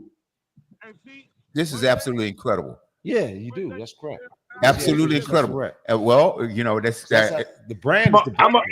I'm a copyright my name, and you're gonna have to pay me to put my name on the back of your jersey. Mm-hmm. The brand. I'm a own my name. So when you want to use my name to put on the back of my jersey that I play in, and you put it, and then you got like 50,000 more of them in the stores, and you getting all that money, and I ain't seeing none of it. Yeah, I'm gonna copyright my name, so you gonna have to give me a cut. I follow exactly what you're saying there. You're exactly right because they sell it. Let's I say, mean, for real, think about it. You go into the league, but you don't own your name once it's on the jersey, and they making money off of it. what you're saying is that you buying that 23 jersey with Michael Jordan's name on it. The thing that's happening is because Michael Jordan's name is on the back of that jersey, and you own the jersey, you own the brand there. Okay, so you will get the majority of the money that's coming from that. And it's the same thing. Mike ain't never seen a penny of that jersey money. Wow. Now I didn't know that. I didn't know that either. What? Hey, we're gonna have to fact check that to make sure that. Yeah. Hey, Mark, where are you? We got to investigate this one. Yeah, What was said? What was said? Okay. I said saying, that you don't own your name. That's on the back of your NBA jersey when they sell it in the store. Wow. You ain't seeing no money off of it. NBA making their money off of that. That's new on me. The players do get 10 to 15% off that. They do get paid. Yeah. Well, guess what? It's your name, but hey, Galloway, I hear you. So what you're saying that they're getting pennies on the dollar, but it's your name, but you get 10 to 15%. Right, because you're part of the entity. You're part of the business and the corporate that's selling the entity, and you get a percentage of it. You don't get the full understand percentage. what you're saying. Yeah, I'm not saying I agree with it, but I'm saying you do get something. You don't get shut out. Okay. Hey, Mark, jump right in. Well, it's like this. They get a percent, and the NCAA they didn't, and that is why Ed O'Bannon went and put that class action lawsuit in against the NCAA because they basically the NCAA's. See, I mean, and NCAA basically to me, I said this before, William. They were basically pimps. I mean, they were just utilizing these kids, making the money off of these kids. Hey, I mean, from the 60s, 70s, whatever, they've been making tons of money. Oh, yeah. And once the kid's abilities up or something happens, he's done. He back out on the street. But they still utilizing and making money off of that child, his name, whether it's a jersey, whether it's on a video game, whatever it is, they're benefiting from it. It's only right that they're getting their money now. You know what I mean? Like you know, the thing that sucks, they should retro this back to when they first started doing it. Wow. Oh, absolutely. Yep, absolutely.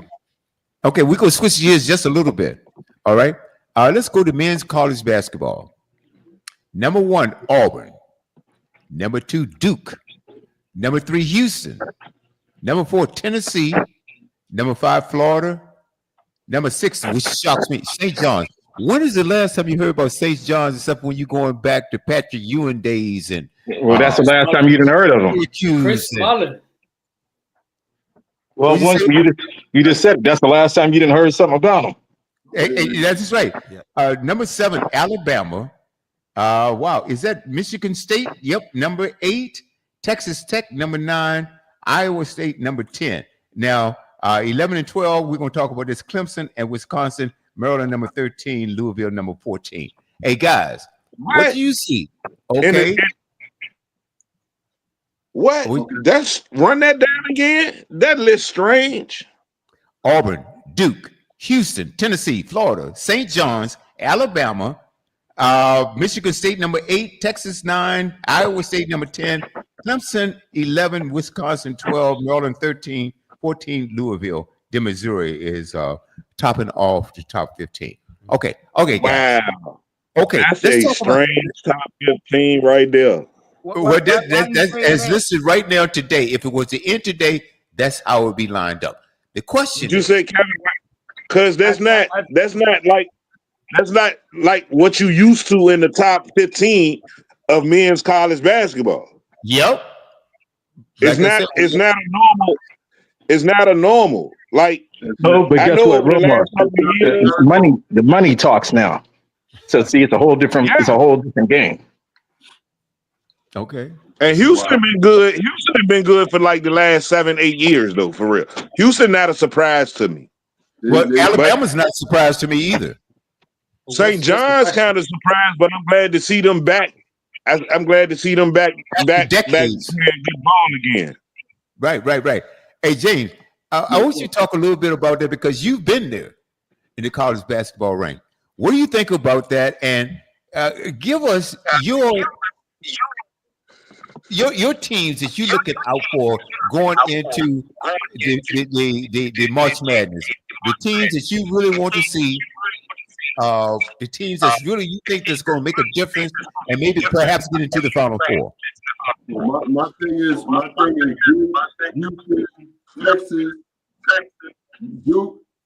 Houston, Texas, and Auburn. Yeah. And Auburn. Mm-hmm.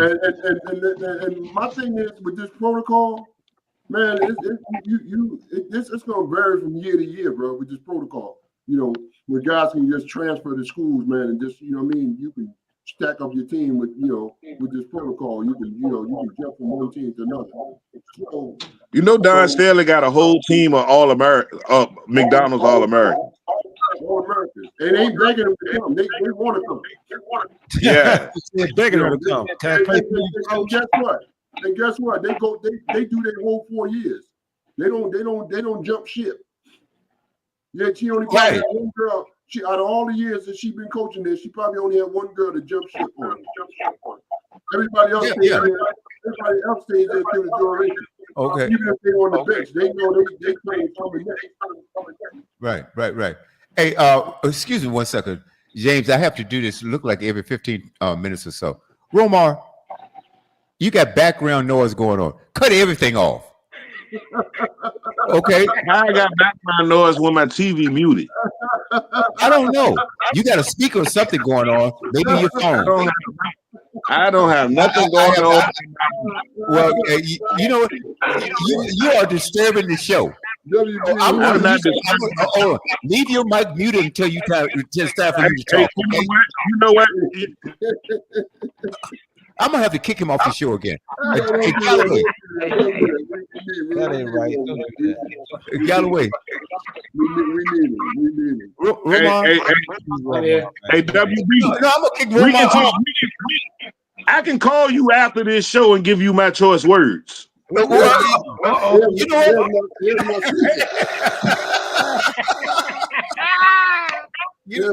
what? You might get some choice words on air. You keep this up. Today's his birthday. Hey, gentlemen. Today's his birthday. Give him a pass. No, I don't need a pass. Romar and I, we know that we do this. We do this all the time. Yeah. This is us. Yeah. This is how me and him act. Oh, I love it. Oh, you in the studio with him. Wait till he hit you with the smooth groove DJ voice. Wait till he plug him in K Love's show and watch his voice change. I have no idea what you're Check talking us about. out Monday night.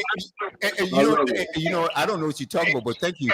And that's a great segue into listening to Monday Night Madness with WB and K Love right here on the Buzz Studio W Global Radio Network. See, there go the voice change. That'll go the voice change. Here's my sleeper.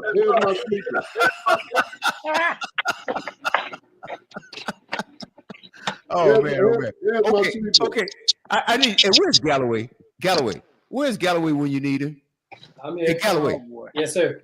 Oh man, this is hilarious. Okay, hey Galloway, let's do this. All right, we talk about men's. Obviously, we know you. We talk about men's college basketball, and I just ran down the list. I want to see what do you think coming out of whatever conference, whatever it is, and going through 1 through 10. I'm gonna do it again. Auburn, Duke, Houston, Tennessee, Florida, St. John's, Alabama, Michigan State, Texas Tech, Iowa State, Clemson, Wisconsin. And Maryland is coming in at number 13. Okay. Do you think all of those teams are going to get in? Oh, I didn't even mention, where's North Carolina? Good Lord. They're on the bubble. They're on the bubble. And if they lose today to Duke, they're out. Well, yeah, because I tell you what, this could cost Hubert Davis his job, actually. You know what, Mark? I thought he got an extension. Not with this happening. No, because they're not having a good year. So Not by North Carolina standards. They are 20-11. That's their record. Already. But North Carolina has a higher standard than that. Their name, normally their name can get them in. They can't save them this time. No. You're right. As a matter of fact, I was talking to Wesley earlier, and I said, "Hey," he said, we were talking about North Carolina and Duke game tonight, right?" And I said, Wes, I said, if he loses this game tonight, he might lose his job. That's a possibility because Hubert is on the bubble for his job because you can't lose to Duke. Not 2 games in a row during the regular season. The fan base won't let that happen. Right. Yeah, that's incredible. The fan base. I will say this though: if you're a basketball fan, today is a really good day with Duke, North Carolina at 6, and then later on tonight, I think you got the Lakers and Celtics battling. It's a really good day for basketball fans. Oh yeah. We're gonna get to the NBA in a little bit here. Right after. Basketball fan no more. So what? I ain't a basketball fan like that no more. Oh, look. No, you talking about you're not gonna watch the Celtics and the Lakers tonight. I don't care to watch it. I don't care to watch it. Once March Madness kicks in and then the playoffs kicks in April, May, and June. I'm cool. I'm cool. March Madness don't begin for me until Duke is out of the tournament. Oh. Well, see. Well, you have to watch it to find out. That's your first problem right there. Yeah. What you mean? I think Duke is not gonna make it. Duke is not gonna make it past the Sweet 16. Oh, wow. They may not. Oh, we got some talking here. I've got to go to James. James, you know what Roman said? Duke is not going to make it out the Sweet 16. They're not going to make it past the Sweet 16. Do you agree? So what? And this is one fact and one fact only. Cooper Flag don't show up in the big game. He don't know. He can't take the pressure of the big moment. The boy just turned 18, man. I mean, this is getting putting a lot of pressure on him. Hey, James, what do you think? Do you think they'll get out of the Sweet 16? I think they're gonna get out of the Sweet 16. How far do you think they'll go? If you just said the final 8, I would have kind of like, you know what I mean? I kind of like been on your side. You have to agree with that. You're gonna have to agree with that because they're the number 2 team. They're gonna put them in a different bracket. They're gonna put them in a bracket where they're gonna truly make it. Exactly. That's exactly what I was gonna say. They're the number 2 seed, the number 2 team in the nation. They're gonna be in an easy bracket. That bracket is gonna be weak as I don't know what. Exactly. They're gonna put them somewhere in the northeast or the southeast, somewhere close to home, and they're gonna have an easy way all the way through. Okay, wait a minute, hold it. Galloway and James Sparrow. Are you saying they're gonna put him in protective custody? Is that what you're talking? It's a guarantee that they're gonna put him in the East. Soccer is better it is. Hey, look, they need to bring the ACC back. So I'm telling you right now, it's going to be. They need the ACC back in Greensboro. They're gonna so that's what it used to be. They're gonna try to get the ACC back. So that bracket they're gonna be in is gonna be a clean sweep. Oh my God! Exactly. They usually do that for Duke. They'll put Duke, especially if they're in the top 5. They'll put Duke in the northeast or southeast somewhere where they'll be against some teams. That's my mental kicking in. My mental kicking in. Hey, you know what? That sounds like protective custody to me. I want to go to Wesley and then go to Mark. Do you agree that, okay, how far do you think Duke is going to go? Because Wesley and I was talking about this earlier today. Well, I mean, to me personally, I believe that because Flag's going to be able to show up against guys. You're a Flag fan. Because he's playing against guys never seen him. See, once you get outside your conference, you playing against cats you never seen you play before. And that becomes, it's a 40-minute game. So I said it earlier, and James would test that. You look like the baddest man on the planet in that circumference area where exactly. Right now. But outside of that circumference area, I gotta see. There's other guys out there can play too. So I mean, if he shows up against them, you're gonna need 4 games to win a national championship. And it's gonna be tough this year. It's gonna be tough this year because you got a lot of these football schools that are now basketball powerhouses. You run up against one of those, a Tennessee, a Florida, a Kentucky, a Alabama, a Auburn. It's going to be tough for Duke to get a basketball school. No, I'm just saying out of SEC schools, the SEC schools. It's going to be a lot of the SEC schools making this tournament. So it's not going to be anywhere for them to hide, really. But what I'm saying is, like Mr. Wesley was saying, it's going to be tough for them to walk through like they did through the ACC.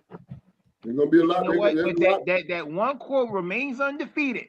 Like you could be the number one seed in the league, but remember, everybody got a game plan until they get punched in the mouth. And all it takes is that one team that's gonna surprise you at the least. There's always an upset. It's either a 2 versus 15, 4 versus 13, or a 5 versus 12. Hey, but look, you've been part of some of the greatest college upsets. Yeah. And let's talk about it. UVA was one of them. No. Lee had with CJ McCullough. That was one. And shout out to my boy Eric Mailer, because on my birthday, they upset Duke in the tournament. On my birthday that year, VCU beat Duke. Was on my birthday, March the 15th. I watched that game, and as soon as he hit that float, I went straight to the club. He gave me the best. That's one of the best birthday presents that I ever received in my life. VCU knocking off Duke. Was that a better win than Arkansas knocking off Duke in the Final Four? Hey, look. No, because Arkansas was the best team. Arkansas was the best team in college basketball that year. And the year prior to that, they just lost in the Elite Eight that year. Yeah, they were. But Arkansas and Nolan Richardson had the best team for them 2 years in college basketball. But you got to remember something. See, what got Duke over the hump, and I still think it was robbery if they beat the 91 UNLV team. And everybody was scared of Corliss Williams. Well, that was a man at that point. I mean, that was a man playing amongst kids. Corliss Williams, I would have been scared. That man looked like he had a gun. He had a gun in the book bag on the under the bench, under the chill. You better not have said the wrong thing to him. He might would have bit your ear off. Corliss Williams scared people. I don't think he's scared to run a rebel, but I get what you're saying. That's too funny. Hey, look, everybody on that rubber team would have scared of everybody. Jared Tuck came in. The coach alone would scare you. Biting that towel. Yeah, right. The towel. It's that towel for me. I can only imagine when he called them in practice. Yeah, I think they got over on that Michigan game too. That late in the last crazy. But against Kentucky. Because Jamal Mashburn wore them people out. Boy, I tell you, man. Yeah. Well, I mean, it sounds like Roma. It sounds like you're becoming a basketball fan again. Just listening to you. I mean, I'm kind of like a historian of certain things about the basketball game. Just because I'm talking about these things don't make I'm a fan. You sound like you're getting excited. We're close to that time of the year. We're currently in overtime in an Alabama-Auburn game right now. At 79. On overtime, baby. They're going to overtime. Yeah, they're in overtime right now. And my favorite commentator of all time is doing Dickie V. Dick Vitale, baby. 79-79 tie game between Alabama and Auburn. They're going overtime. Yes, they are. Well, overall, gentlemen, let's just jump into the next topic. I think that we need to discuss. Let's talk about our NBA as far as what we're looking at this year. I mean, overall, give me your guys' opinion on what y'all seeing in the East. Me, I think Cleveland is. I think it's Boston's. It's Boston. It's still Boston. You still got to beat Boston. Whoever it is that's in the East, right? You can't claim the East until you go through Boston and beat them. Cleveland having a great year. I don't believe that they get out of the second round. Right. What? You got to beat Boston. I do not believe Cleveland gets out the second round. All right, I agree with you on the Boston part. And the simple fact is, and I'm gonna say this: Donovan Mitchell has yet to show up in the playoffs. All right, let me say Well, this. it's really not Donovan Mitchell. It's more of Darius Garland. Yeah. This dude has not showed up in the playoffs at all. I agree with the Boston statement, but I don't know if Porzingis isn't playing, them two bigs they got in Cleveland might be too much for Boston. I'm gonna be honest with you. If Porzingis isn't playing, he hadn't played hardly at all this year. Hey, look, Boston got 2 dogs. Cleveland only got one that got a little bite. Boston got 2 big dogs. Boston got 2 big dogs in their yard. Well, they actually got more than 2. If you think about it, Omar, they got more than 2, to be honest with you, because nobody's talking about the bench. The bench will get you with 3s. Because think about that this. point right there can be invalid because come playoff time, the basketball landscape changes. It's not going to be as up and down as you think it will be. Playoff basketball turns into half-court basketball, to be honest with you. I mean, yeah, Boston shoots a lot of 3s. They do. But they've lost a lot of games because they've shot themselves out of games. They shoot a lot of 3s. If they're dropping, they're winning. They're not dropping, they're not winning. And You know, the only thing that scares me, I appreciate that, Galloway, but the only thing that scares me about Boston is that boy Porzingis. Because I'm gonna tell you, without him on the court, they're vulnerable. But they've got a solid squad. Now, I'm not a Celtics fan, okay? I just said the same thing. Who you got there? Same thing. Who you got in that lineup? You got that bad boy, Jaylen Brown. All right. You got White on that team. All right. You got Holloway, the point guard, right? Drew Holiday, yeah. Drew Holiday. All right. And the boy they always talk about. White. Tatum. Jason Tatum. Okay. They got a solid team. They do have a solid team. But I'm gonna tell you, that Porzingis, man, they can't stop. He's a hard boy to stop. I said to before you got back on there, if he's not playing and they match up with Cleveland, and Cleveland's got 2 trees, 2 of them. Right. They got that how is Boston going to stop that?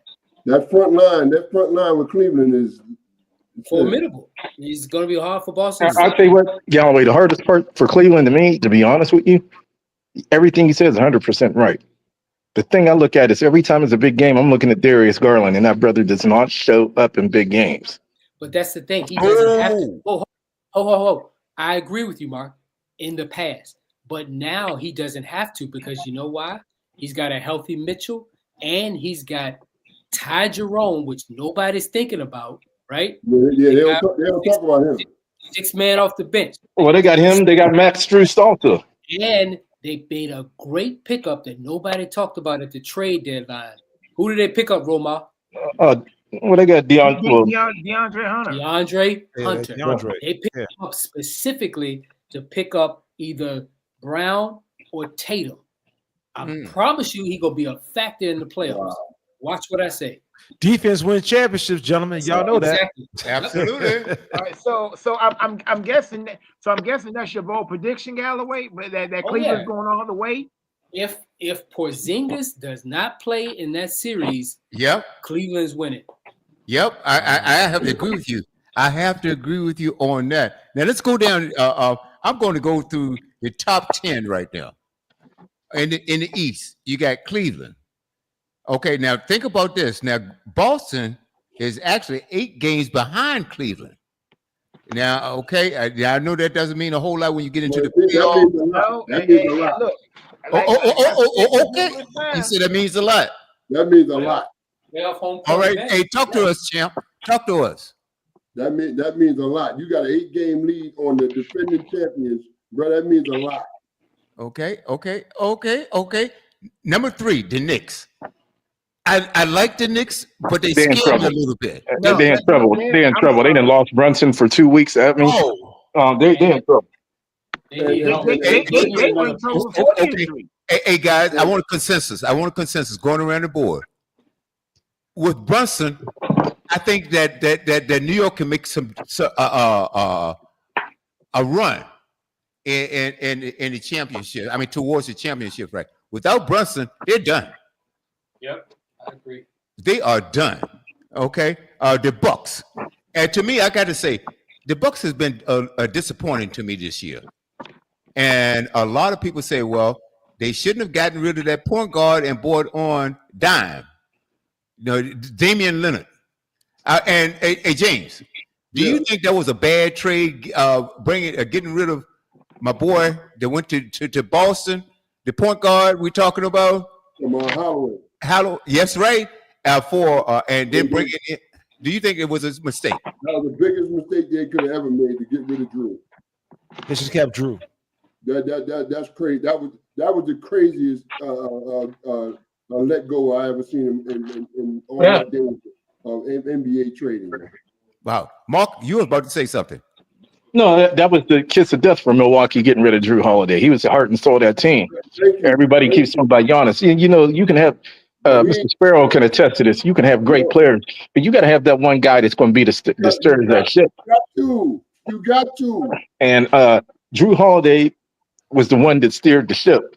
And when you let that go, I don't care what Dame brings in. Dame is not Drew Holiday when it comes to defense. You're two-way. Holloway a two-way player. Yeah, Dame has to have the ball all the time. I mean, nothing against Dame. I love him. But I would not have made that move. Oh, yeah.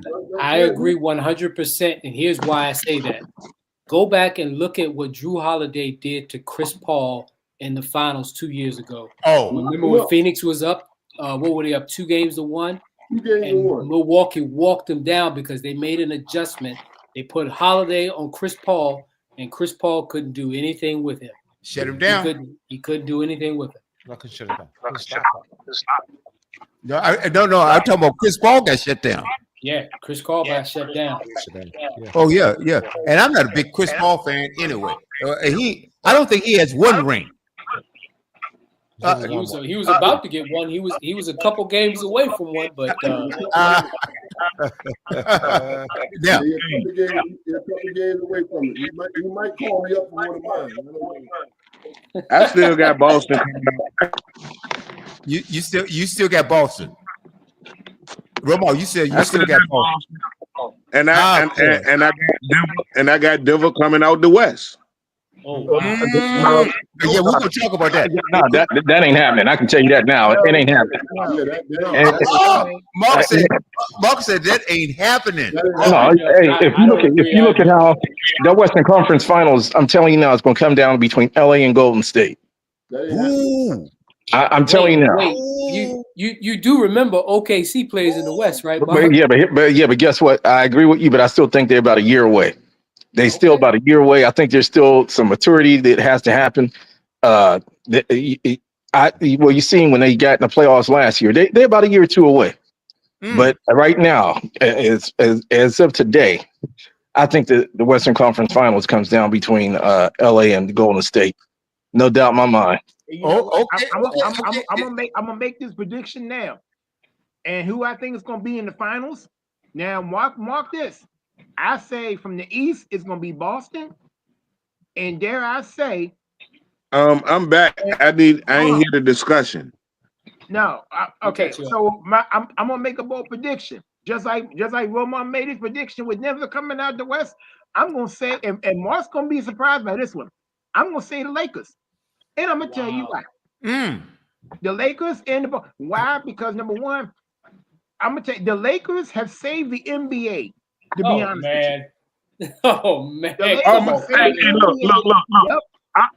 I'm gonna let you speak, Kevin, but I got something to say after you finish. Okay, now, and you know what? Because again, you know, when you see the chemistry now with Luka and LeBron, you know, and Luka is now the way they talking about. You know, they got the better end of the deal. The Lakers have Boy, jumped to second place. They're number 2 now. When the trade first went down, the Lakers were 5th seed. They've been 12-2 since. So, oh and my I God. know, I know Mark's sitting They back won there 13 looking at out of all the of this last tape 15 and say, games, hey, bro. They got Well, hot, Kevin. You're right about that. They've been hot, but that's not gonna. They peaked out, I think. No, but you got. I love the Lakers. But let me ask you I a love the question, though. Lakers. Let me ask you a question, though, Can I Galway. say Let me something ask real you. quick? Hold on, bro. Just real quick, Galway. Let me ask you. Yeah. Dallas got to the finals last year with Luka, and of course they had Kyrie, who makes the complete difference. Yep. yes. But if he could get them to the finals last year with what he had outside of Kyrie, why would he not be able to do that? Having a LeBron James, having Austin Reeves, having a complete team around him now. Because Luka Think had about it. bigs that were rolling to the rim that he can lob to. He don't have defenders, and he don't have big. They're playing scramble defense, allowing threes and scramble defense and sagging. That's what they're doing now. That's not going to work all the way through the playoffs. It works now because that's what they have to do. They're kind of scheming on the fly with that, and it's working. It's hot, but eventually it's gonna get exposed. Is what I'm Thank saying. Thank you, D. That's my opinion. That's the way I feel. I love, and don't get me wrong, Showtime all the way for me. I love Lakers since '82. Magic fan. I love the Lakers, but I don't believe that's going to work for them. The Lakers got 2 motivators, man. LeBron and what's his name? But and them boys feed off them, man. If they can, if LeBron and Luka can play the way they're playing together, I think, man, like I don't know, the sky's the limit for the Lakers right now, bro. Don't get me wrong. I hope they make it to the finals. I just don't feel like they're going to. Like if they were to match up, put them against Denver. Who are they going? How are they going to match up with Jokic? They can't keep you know what? track him forever. But you can't keep track of Jokic. You cannot trap him forever. You saw what he put up last night. 30, 20, and 20. You cannot do that. But you're correct. But let me ask you a question. On the back end of that, how do you keep up with Luka? How do you keep up with LeBron? How do you keep up with Austin Reeves? And if they ever get this boys' head together, did they trade it and then bring it back, connect? It's this thing Mark called foul trouble. Let I don't see it happening. Let Luka or LeBron get in foul trouble. The only problem, the only thing the Lakers have done wrong, in my opinion, they've been better off keeping that big man they had traded for. Or either you go back and get a Dwight Howard, get a JaVale McGee, because those are the 2 that was able to contain Jokic. Now, the only way I agree with Roma about Boston, if you really step back and look at the Lakers, step back and look at it from a high level view, right? The way they're built right now. They're playing the exact same way Boston is. They're playing the exact same way Boston is, right? They're playing small ball. Hey, same way with Golden State. Golden State doing the same thing, playing small ball without a dominant center. So that means they can rotate faster. They can get out, defend the 3. They can get out on the fast breaks. You see Lucas throwing touchdown passes to LeBron. That's exactly the same thing that Boston's doing. Look, right now, I want to go back to what Kevin said. Cam said the Lakers saved the NBA. And I'm going to quote Charles Barkley on this because I seen this today. Let's go back. And Charles was right. The Lakers ain't saved no NBA. Let's talk about the 2 best teams in the NBA for the last 6 months, which is OKC and Cleveland.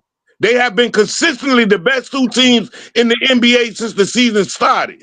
LA ain't saved nothing. No, they didn't save the NBA, but they the NBA just saved itself with the trade that made Luka go to LA. What Kevin and Kendrick Perkins are saying, listen to me, Roma.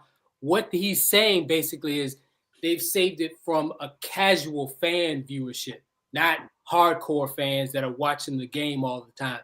Now you're getting more viewership because of the excitement the Lakers and Boston and Golden State are bringing to the league. Let me finish the point. Let me finish the point right quick. Until that point, nobody has been really watching the NBA really since Christmas time. I mean, if we're gonna be on 100% honest, right? I mean, we still was watching the football. Right. People still watching football. Hey, look, I'm Nobody's still not watching watching no the basketball. NBA I'm during waiting. January or February. But now that you got this I'm buzz waiting with for Luka free and agency LeBron. to open up in the NFL. Say what? What? You know, I'm I waiting for tell free you, agency in the NFL. Oh, you know I what? don't even care about basketball. You know, I won't go back to Mr. Galloway. I would say Dr. James the Bird Sparrow. Let's just talk to the legend here. And I kind of agree with them, both Romar and Derek, on certain points. And from Derek's standpoint, he was saying that with the Lakers resurging, it's bringing on more fans. And guess what? That's all about more fans, more marketing, I more mean, money. we all Okay, know that so the I agree with that on NBA that. won't defend. Roma, hold on. And then I agree with you on the technical standpoint. The Lakers didn't save the NBA because you look at the two good teams there. And you guys are talking from two different perspectives. No, the NBA has always been there, but with But the look, Lakers, but hold on, WB, hold on, WB. Roma, hold on 1 second. I will let you finish. Promise. But the Lakers being one, because New York used to be the basketball mecca, all right? And LA kind of took that over a little bit. It's still is. Only thing, hold on, Roma. No. But I'm hearing from Galloway. Let me finish my point, Roma. Don't be saying no before you know. You don't know where I'm going with this. So from Galloway's standpoint, from a marketing perspective, I have to agree with him. But again, I'm agreeing with you on the pure gist of the game. The game is solid. But see, also, you need to have that little extra marketing too. So he's talking from a money standpoint, and you talk about from a basketball perspective standpoint. So I have to agree with you. I'm going to toss it over to the MVP here, Mr. James Sparrow. Look. I think the trade is what makes this doggone NBA so interesting now. You know, because it was truly boring. It was truly boring. I mean, the league has got boring as I don't know what. Right. Now that these trades and started accumulating right now, that's where the league takes us a little step back up again. Now, when we're talking about the teams now, man, look, man, it's the West. Anybody can come out of the West. Anybody can come out of the West. We talk about two teams in the doggone East. You talking about Boston, and now it was Boston and Milwaukee. Now it's Boston and Cleveland now. So it's a little mix up. But with that Western Conference, man, I don't think it's no other team in the East. Huh? What? I don't see no team in the East beating Boston. It's Boston owns the East to me. Oh no, nobody's beating them in the playoffs. Oh no, I don't. No, you can't go on past the one of the now. Women hold again, like James Sparrow said. Look, games. Nobody's beating Boston in 7 games. Nobody's beating Boston in the 7-game playoff series to get to the finals. Okay, right the now, NBA is going to make sure that you're going to see a Boston and Lakers finals because both of them got 18 titles. Somebody got to be better. Well, you know, I can't go without. No, you coming from that WWE perspective that the game is rigged. No, I'm not going along with that garbage. Well, what I'm saying is, okay, no, I'm not hearing that. This ain't all-star wrestling. Think about this. Let's look at it right now. That's going to be the best rating. That's going to be the highest NBA finals that they've had in 10 years. Then you're saying that the game is rigged. No, I'm not. I agree, but some way they gonna find a way to make sure that Boston and LA face off in this finals to see who is the best team because they both got the same amount of titles. Then who the hell is they? Who is going to make sure? And let me ask you this. Romar, if they had it their way, hold on, let me say, if they had it their way, you said it earlier, William, and you see whenever anybody plays there, their goal is to put on a show. It's in New York. When you hit the Mecca, which is the Madison Square Garden, the NBA had it their way. It would, without a doubt, it would be LA and New York in that finals if they had it their way. Hey, James, what's your perspective on that? And New York is always going to be the mecca of basketball, bro. I mean, even the seasons that they've been having, and they were this close from making playoffs the last 2 years with this Bronson kid. You know what I'm saying? And I thought it was a bad trade to get Tom's. You know what I mean? I didn't think he would fit. I think he would have a few good games. But I didn't think he could last and have a great season with the Knicks all year too. Hey, WB, can I ask a question? That trade actually hurt the Knicks to me, Mr. Sparrow, because I would have found the way to get. I would have found the way to keep DiVincenzo. Yes. And to still get Carl Anthony Towns, because Carl Anthony Towns been linked to them for the last 2 years. Yeah, If you wanted him that bad, you could have pulled the trigger last year and got him. Well, here's the problem. Here's the problem they made with that. They did the same exact thing Milwaukee just did 2 years ago. DiVincenzo, you get rid of key players to bring in one dude who I ain't saying he ain't making a difference, but he's not for the top. He ain't making no difference. He's doing the same doggone thing he did when he was playing with what's his name.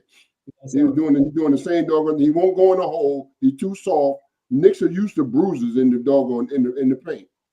That dude. He's 7 feet. That's Will the not one go thing to the that the basket. league don't have. A dominant big men that play in the post no more. The five. Nobody plays in the post no more. There's no more fives, man. There's no more fives. Wow. It ain't no more foes neither. Yeah, I agree. It's incredible. Basketball not played that way no more. You mean to tell me you got these 6'11", 7-footers, 7-footers out here, and you don't have a 4 or a 5? They guards. Wow. They don't teach post moves or fundamentals anymore. All of that stuff is erased in AAU basketball. Hold on. It's about who can get up the court the fastest and who can shoot the three the fastest. Exactly. All of that post moves, all of that stuff has been erased. Oh, so the NBA done caught up to my style of playing basketball. No defense. I ain't saying all. Yeah. They done finally caught up to my style of, because I felt. Mr. Sparrow, I ain't play no defense. My offense was my best defense. You know what? If I'm the coach, I'm benching you too. You can bench. I mean, hey, if you want to bench 30 points, then go ahead bench it. Because go ahead, because I tell you no lie. That's why I probably never played that's why I never played no high school ball or anything, because you ain't gonna. If I see see my first 3 shots going the bucket, ain't no way in the world you gonna tell me to pass the ball to somebody else. No. But no. That's not what I'm saying. But you gonna get your butt back on defense. Oh yeah, I will. I will, but I definitely ain't playing no defense. I'm back there. What you mean you ain't playing no defense? Think about that, Roma. What the hell are you talking about? Let me tell you something. Okay, let me go back to James Sparrow for a second. My if I were a coach, my thing is inside out, not outside in. Okay, I'm gonna get that easy bucket, and I'm gonna tell you something. If you run the right schemes and stuff like that, you can get those easy buckets. When that 3-pointer is open, then you take it. Yep. But if you got a chance to get a 2-pointer, easy bucket though. If you got a chance to get a 2-pointer or a layup or a dunk, you do that. And if you ain't doing it on my team, your butt is benched, Romar. Hey, well, I mean, if you want to put 30 points on the bench, then hey, I applaud you. Hey, I applaud one for the other. Hey, James. Hey, okay.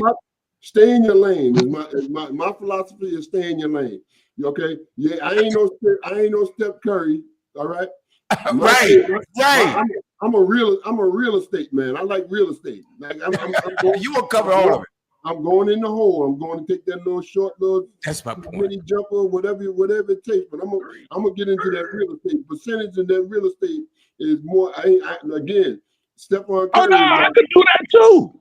I could do that. Like I love. Hey, The way I played basketball and I fell in love. Look, my favorite player was Larry Johnson. He made me love going in the post. Okay. I love the way that he played in the post. So what you arguing against then? I'm just saying, like, I could score from 3 different levels, but I ain't playing no defense. My best defense was the way I played offense. Because I'm gonna tire you off. Whoever checking me, you gonna get tired of checking me. Okay. So I have to take a break. Okay, I'm gonna go back to what James Sparrow said. I mean, for real, some people that it's some NBA players that's like that. For real, like you look at certain players, the way they play, their best defense is the way that they play on offense because they're gonna tire out their defender that's checking them. So when I gotta go back down on defense and check you that after you done defended me, you ain't got that much energy. That works in the regular season. That don't work in the playoffs, bro. Yeah, this is the point. It worked for Golden State because guess what? They had prolific scorers. Okay, every team don't have that, and you have these guys. Okay, say you had 2 prolific scores. They only had 2. Hold on 1 second. So you going down and you playing against Golden State, and these guys are up by 10 or 12, and you gonna try to catch up by jacking up threes. How does that work? It doesn't work. No, that ain't gonna work for the opposite team if you ain't got 3-point shooters like Golden State got. They jacking up threes and they don't have 3-point shooters. And Golden that's wrong for you because for me to get back in the game, if I'm down by 10 by Golden State, I'm attacking Draymond in the post. I'm gonna go ahead and get him out the game. I'm gonna put him in foul trouble. But see, one more. See, you would be like them Denver Nuggets teams in the 1980s, where they'll score 130, 140 points a night. They was giving up 150. I mean, defense didn't exist on that team. I mean, everybody's averaged 30 points a game. I like the way you put that, Mark. I love the way you put that.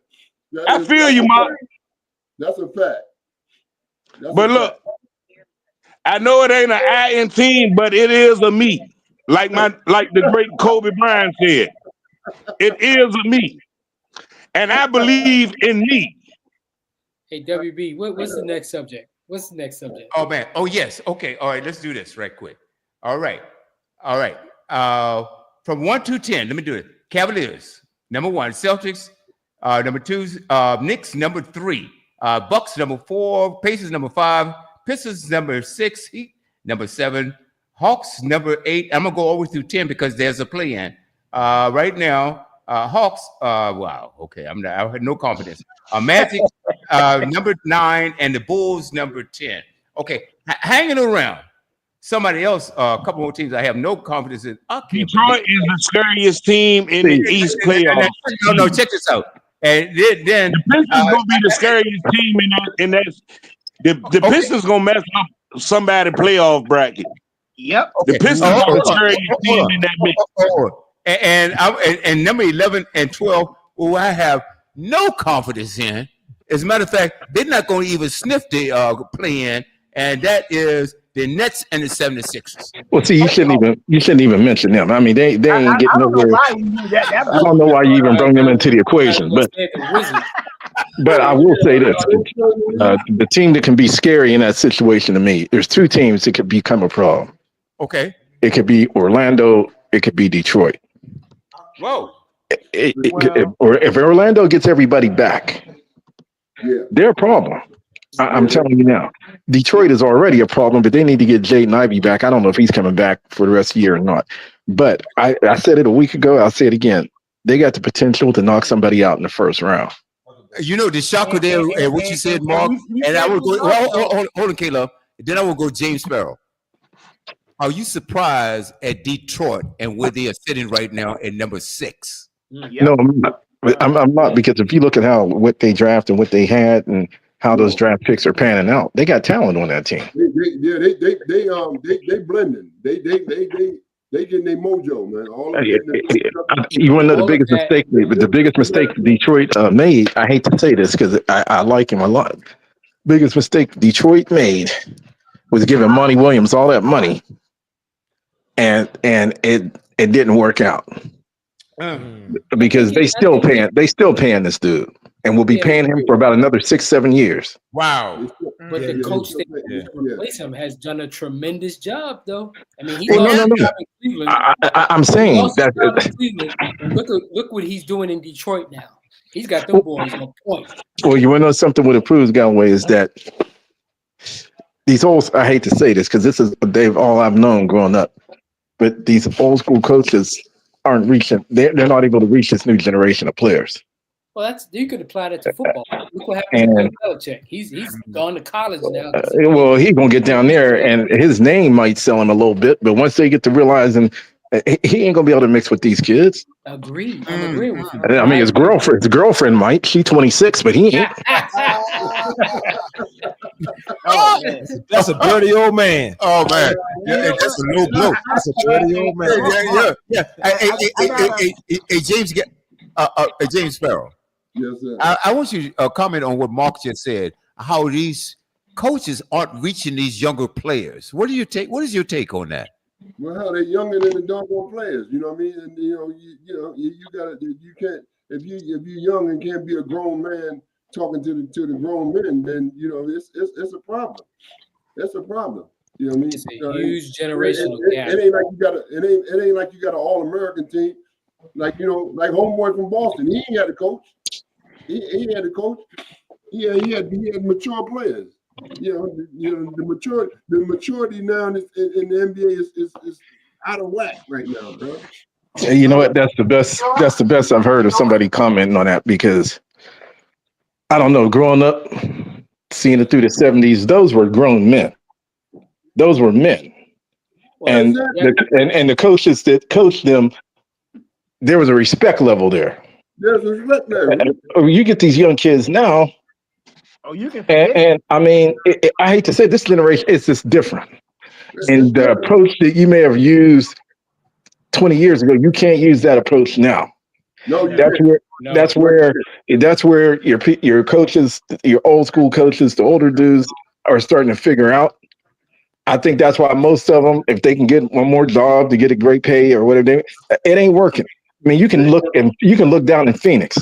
It's great a coach to me as Mike Budenhauser is. And man, something ain't mixing down there. I mean, something ain't working. And you would think with KD being in the league almost 20 years, that would not be an issue. They have a major chemistry problem in that locker room. It's a generational difference. The difference is a lot of these older coaches came up in the era 70s, 80s, 90s. There was no internet. There was no social media. There was none of that stuff. A lot of these kids that are playing today have that where they grew up with the internet. They grew up with social media, short attention spans, lack of respect. And I hate to say this, single parents, only mothers in the house, no fathers. A lot of that have to do with the lack of respect and the lack of this, a lack of attention, a lack of being told what to do, things of that nature. When you put that together, I'm in a situation now. I've never been told none of this before in my life. I go through AAU. My coach tell me, anything I want to do, anything I say, he does because I'm getting all the praise. I'm getting all this. I'm getting all that. I've been lifted up and pampered and baby for so long. By the time I get to the pros, I got a 60, 70-year-old coach who's now expecting me to do something, and nobody's ever told me all my life to do this before. Of course, he's going to blow back.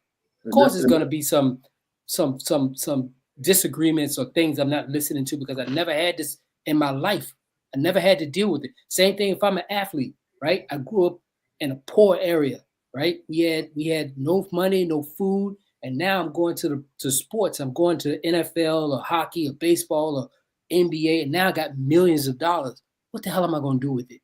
I don't have no financial knowledge. I'm gonna blow it. I'm gonna take that money and I'm gonna show it off. I'm gonna go get me a car. I'm gonna go get a house. I'm gonna go get this. It's about the knowledge growing up when you have that. Not having that stuff with you when you were younger, it's not gonna work.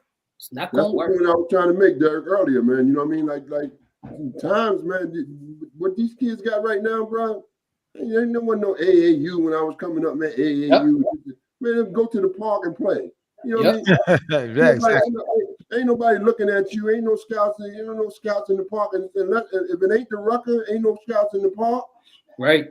Ain't no scouts in the park. Ain't no doggone. Ain't no internet. Ain't no. You know what I mean? Ain't no putting your stuff on YouTube, letting and making highlights and all that, man.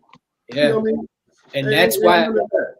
And that's why you have so many. I don't know if y'all paid attention to it this year, but that's why you had so many of these football coaches and basketball college coaches quitting, like at the last minute. Did you notice that? Yeah. There's a lot of college basketball coaches like, look, I ain't dealing with this NIL. I'm not dealing with this transfer portal. I'm not dealing with these kids coming in and out telling me what they gonna do. Small brat. Oh, absolutely. Absolutely. Small brat. Back in my days, next man up.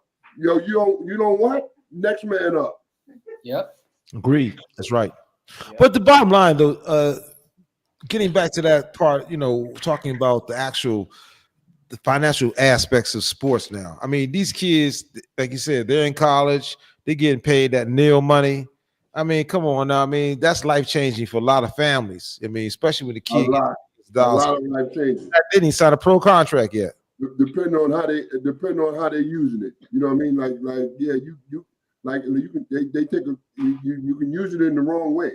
Okay, it's all good. It's all good when you're doing it for the right reasons. Like make sure my mama's rent's paid, man. This and that, the things that you trying to make it for. You know what I mean? I want to make it, man, to make my mom my family live in a better situation.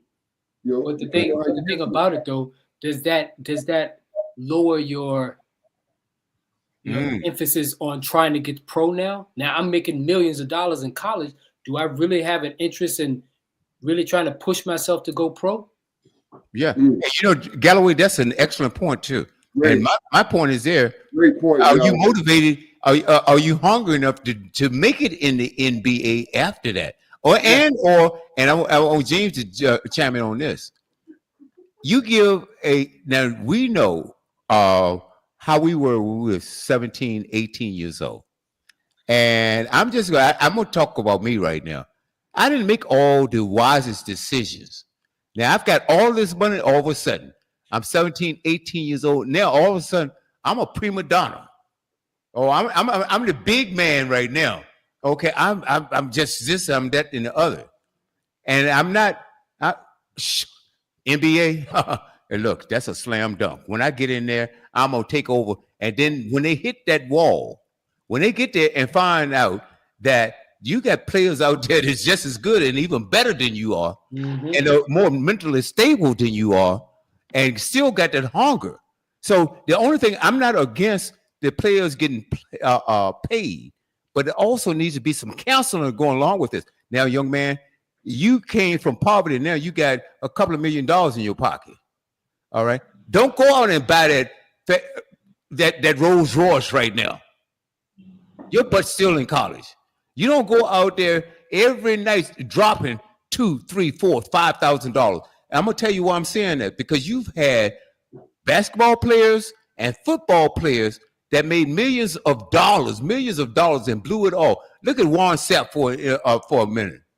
They were saying that Warren Sapp, he made over $70-some million or something like that, and he's broke. Well, I don't know, and they're broke in some people's perspective. Some people might have $1 million and they may have $100 million, so now they're broke. But anyway, I don't know how much he has right now. But the thing about it is, you have so many basketball players. I can even go back to Kareem Abdul-Jabbar. Now, he wasn't known to be a partier or somebody that flaunted his money or anything like that. But the thing about it, he had a corrupt agent that stole his money. And a lot of people don't even know about that. He almost went bankrupt one time because of bad management. So the thing about it is, you have to humble yourself. James, you mentioned this. You also have to make some of the right decisions. Get the right people around you. Because I tell you what, one day you sitting around and you kind of lonely, and then all of a sudden you get a big contract and your phone ringing off the hook. Hey, my friend. Everybody want to come out of the woodwork. You talk about friends and family and everybody, cousins you didn't even know you had. But that's the thing about it. You gotta. I mean, we could go Antoine Walker. I think he lost like $100 million. Absolutely. Yeah. Absolutely. How do you lose $100 million? Hey, trying to keep up with the Joneses. But the thing about it, Devontae West, Chris Parker, there's a list of them. Yep.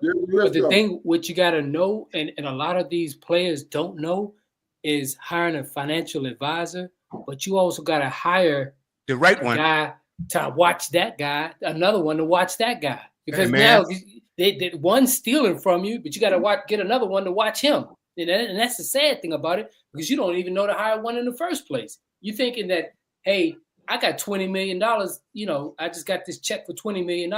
You think that, the whole $20 million is yours. But guess what? At the end of the year, Uncle Sam coming.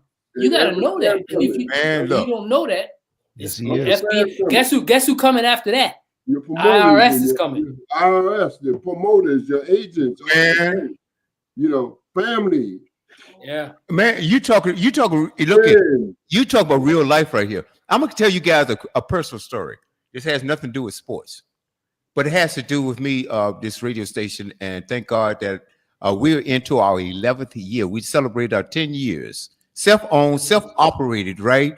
Man, no other finances, As a matter of fact, I spent my grandparents' inheritance doing this thing. But the point that I'm getting at, I had this cat who set me up in the business. Taught me everything I knew about how to broadcast, how to set this up, how to set up your apps, how to set up your live streams. How do you do that? And come find out, the same cat, man, ripped me off. Wow. Ripped me off to the tune of about $30,000. What? Okay. And then I hired somebody else that checked me. He said, hey, dude, do you know this dude was ripping you off, blah, blah, blah, blah, blah, blah, blah, blah, blah. And we kind of, I fired this other cat, got this other cat in, and it worked. Things started being, really, really great and stuff like, only to find out that the fact checker was ripping me off. I had to end up firing him too. So, you have to, like you said, and I think you said this, Galloway, you got to find somebody, you got to hire somebody, then you got to hire somebody else to go on and check on this guy, but then you got to also check on the other guy. So there's this business, whether it's sports, whether it's entertainment, whether it's music, whatever it is, you really have to keep your eye on the ball. And so a lot of these athletes, some of them went out there and they bought all these mansions and they bought all of this, the bling, the lifestyle, the parties every weekend and stuff like that. And so I'm saying, how in the world can you blow $100 million? When you lose the love of basketball and the reason why you're playing it because you love the game, that's when it happens. Isn't that something? Yeah. Wow. We can go out throughout football, baseball, basketball, whatever it is, and how some cats made wise decisions, okay, and some people didn't. Okay, you take Giannis. I don't think you've heard any stories about him going out blowing a whole lot of money on anything. You had people like Olajuwon, and he said, like you said, the love of basketball, James. He said it was his duty, because people were asking one time, you go out and you play hard every night. How do you do that? He said, it's my duty. It's my duty to go out there and play hard every night. My fans come out to see me play, and I need to give them I'm paraphrasing, I need to put a good product on the field each and every night that I get out there. Right, you're talking about your mental, man. Your mental going to keep you in that state of mind, man, where the love of the game is the reason why you got these doggone millions, bro. It is, it is that, Mr. Sparrow, with your mental. It is also on that basketball player, but it's also on that circle that's surrounding them, meaning your friends, your family that you grew up with. Because here's the thing, what can happen, WB. Yeah. Once you get that big check, your friends can start asking for money. Oh, my grandma need this and we need that. And then your people you surround yourself with, family members, they start leeching on you. I'm not saying that it's a bad thing. That's life. It happens. I'm not saying that you turn your back on them, but you also should look at circumstances that some of these players grew up with. You grew up with everybody's around you. They don't have money. You don't have, but one of them get money. Everybody's gonna come to them like flies to honey, right? That's it. But with Giannis' situation or Akeem's situation, they may have grown up where they may have had family members who've already had money, so they don't feel the need that they have to take care of the entire neighborhood or take care of the entire family. You know, Exactly. get mama a new house. Make sure dad got this. Make sure my cousins and my brothers got this. Make sure my friends got this, because I don't want to feel like, even though I left the hood, that I'm leaving them behind. Right. It's Yeah, I understand. And pressure you're right, Galloway, because some of them will guilt you into that. Yeah, Well, absolutely. I remember you when. You know, I remember you when, and you know, it's almost like you owe them. You don't owe them anything. You earned that. You know, wow. Hey guys, I can't believe this. We got a few minutes left to go in the show, and let's go back to this NBA. And we talked about this, and let's break it down a little bit. Play in, okay. Like I said, Nets and 76ers, they ain't playing in anything. Okay, but let's go to the Bulls, Magic, Hawks, and Heat. Okay, okay. And let's say it stays where it is right now with the Pistons at number 6. Who's going to come in? Who's going to come in? 7 and 8. Who's going to come in 7 and 8? You're talking about the East, right? I'm talking about the East right now. Thank you. All right. 7 and 8. 7 and 8 in the East. In the East, right now. Okay, let's back up a little bit. Okay, 7 through 10, you got the Bulls, Magic, Hawks, and Heat. I need 7 and 8. Who's going to do that? I'm gonna say Miami and Orlando. Okay, that makes sense. That makes a lot of sense. Reason why is because Orlando, because they had injuries, they probably would be a little higher seed if they didn't have the injuries that they had. Yeah. They had a lot of injuries to keep personnel. So okay, They get Franz Wagner back, because I think Banchero just came back not too long ago. Them two together, dangerous duo. So they could overtake Atlanta. I like Suggs. He's out. I like Jalen Suggs. He out for the season. Huh? He out for the rest of the year. He out for the year too. So that's another problem. That's why they struggling, because Jalen a dog. He's a beast. He is. So Roma, who is 7 and 8? Who is 7 and 8 and what? In the East. Who's going to come in at 7 and 8? Okay, I mentioned it 6 through 10. I mean 7 through 10. Heat, Hawks, Magic, and Bulls. I got the Hawks and Magic being the 7 and 8 seed. Ooh, the Hawks. The Hawks. You knocking Miami out there.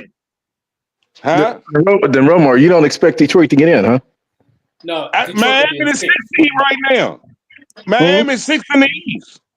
No, the They Pistons pretty much almost locked to be. They are locked to be in the playoffs. What you talking the Pistons?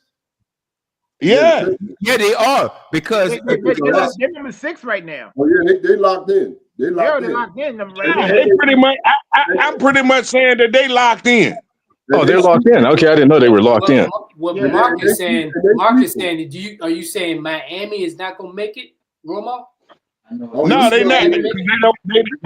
They don't have a dog. They don't have their dog in the yard no more. The Heat getting in. The Heat getting in. Their dog playing Golden State now. So they don't have a dog at center no more? Damn, no, not a dog. They don't. You still got Bam. James said the Heat is coming in. The Heat going in. They going in. What they going in the play? What they gonna go in? They gonna be in the play-in. They might be in the play-in. He said they gonna go. They gonna be the 8th in the top 8. Oh no, they gonna be in the play-in because they gonna play out after the play-in. I don't see Atlanta making the top 8. I don't see. I definitely don't. Hey, look, I'm trying to tell you. I got a little bit of faith, but Ice Trey gonna find him away in the playoffs. I feel you on that. But then they traded away Bogdanovic, right? And they gave away Hunter. And so they lost a few players. That's the Hunter that's the worst thing they could have ever did. I mean, that was I said that when I seen that trade. Like that was the dumbest trade ever because you don't give away your best. You don't give away your best. That was dumb. 15. You don't give your best two-way player away. Well, that's the same thing happened with Milwaukee. Okay, so what you saying? Okay, who do we lose? Did we lose somebody just now? Okay, but anyway, yeah. Mr. I mean, Milwaukee trade for Dame. I said that was dumb. I thought when Milwaukee got rid of Malcolm Brogdon, that was dumb. I say when Milwaukee gave away Middleton or from the Wizards, I know they were doing it to go younger, but I still like Middleton in the playoff series better. But you got to think about. Here's your problem: he can't stay healthy. He playing now for the Wizards. But the crazy thing about that trade, you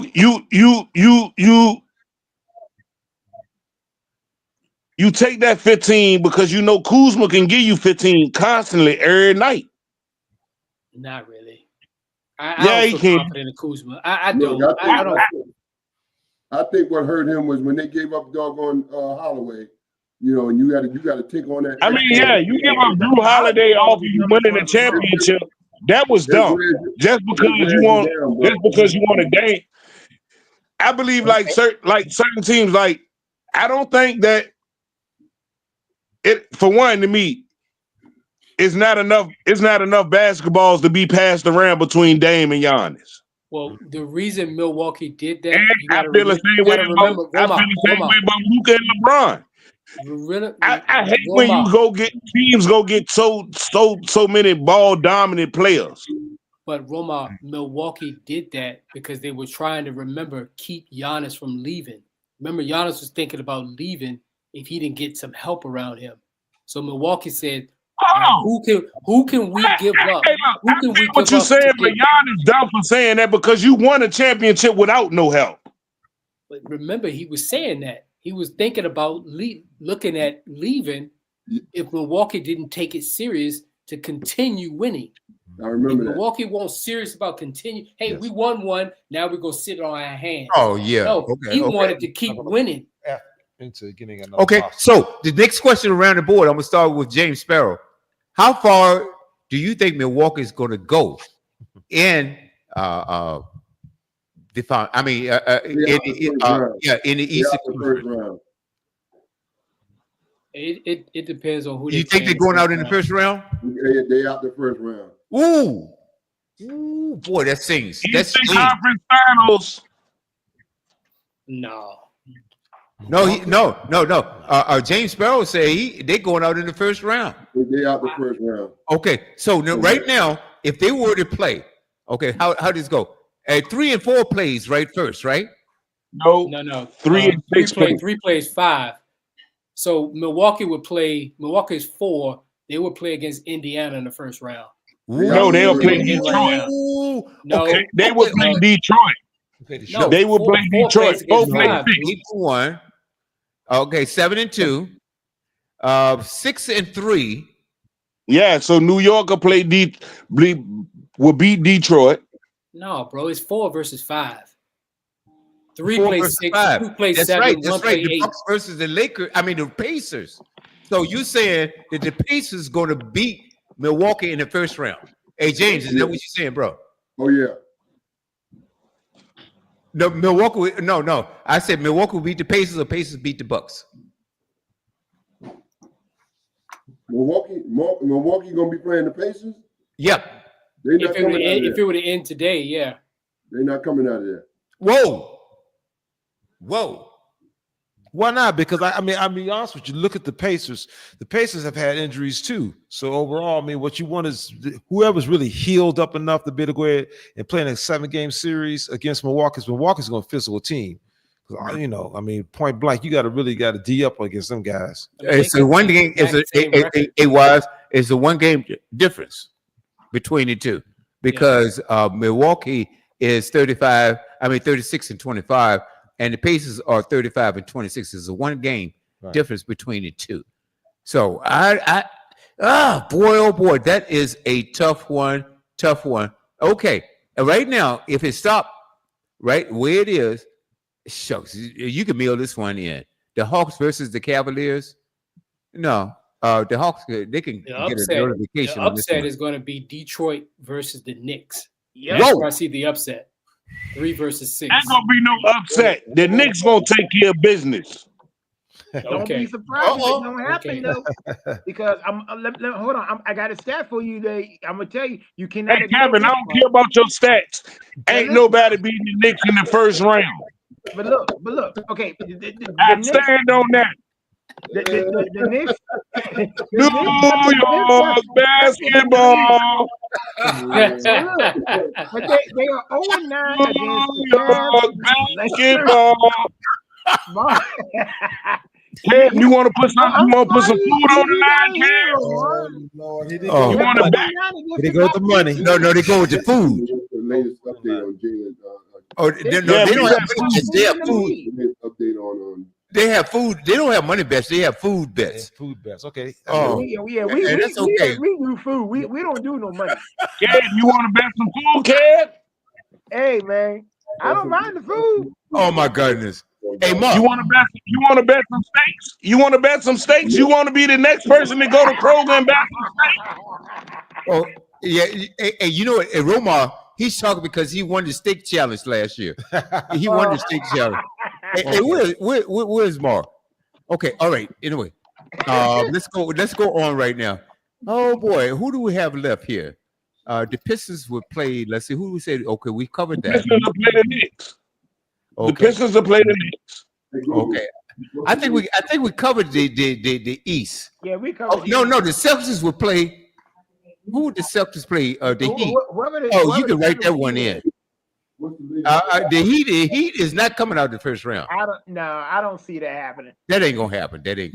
Nah. Okay, hey guys, we got a few minutes left to go. Let's go to the Western Conference, please. Yeah. Okay.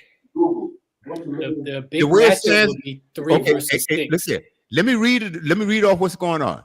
Thunder number 1, Lakers number 2, Nuggets number 3, Grizzlies number 4. That's my team. Who number 4?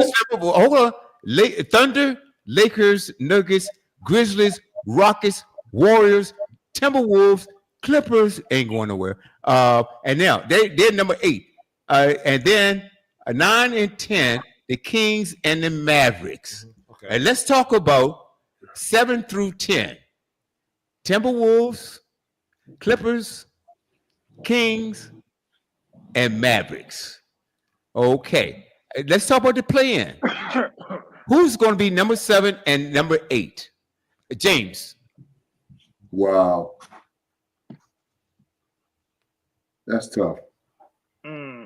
Okay, let's do it again. Timberwolves, Clippers, Kings, and Mavericks. Number 7. The Kings. Okay. Oh. Okay. And number 8. I need number 8. That's Clippers.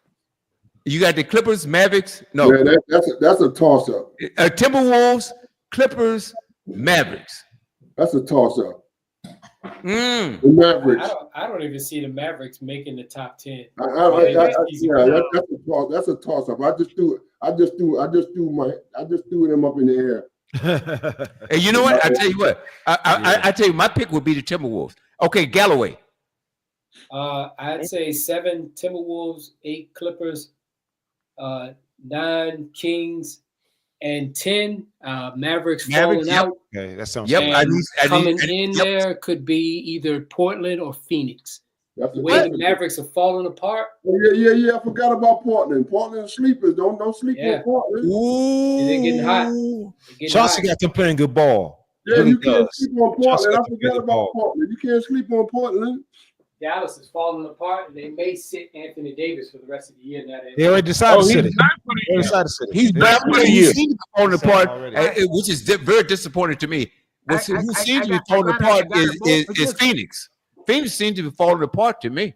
They do. They seem to be. Yeah, but they gave Denver a run last night. But here's the thing. But see, and the funny thing is, they're playing each other tomorrow. Now, I mean, because Phoenix is only like 2 games out of the last spot, despite all the chaos that's going on. But I got a bold predict. I'll give you 2. And like I will say that Dallas is not going to make the play. You'll be lucky if you get 3 wins the rest of the way. Whoa. Yeah. Because remember, Kyrie is gone, AD is gone, Right. Luka, he's already out. He's gone. He got traded. Right. You ain't got nobody. Both of the big men are out, and then they got that wing player that's hurt. Yeah. Okay. So They're in trouble. Key Love, I agree. So who you got at number 7 and number 8 going in? I got T-Wolves and I got Clippers. Well, no, actually, you know what? Well, yeah, I got those 2, 7 and 8, but don't be surprised if Portland sneaks in and gets the number 10 spot, even though they ain't gonna go getting past that. But Portland might sneak in and sneak the number 10 after Dallas. I'm telling you. Portland. But I I haven't been paying a lot of attention to Portland. I haven't seen them a lot. I got Minnesota and Sacramento 7 and 8. That's because they shoot. And I bet Nico Harris is gonna be I fine. like Minnesota and Sacramento at 7 and 8. I wouldn't put Sacramento up there. They lost their point guard and they've been kind of fading. Whoa. I mean, even hey, look, they lost their point guard, but they still right there. So like, I know they lost. They traded their point guard and went from a steady 5 seed in the West to battling for the last spot in battling for the eighth spot or a play-in spot.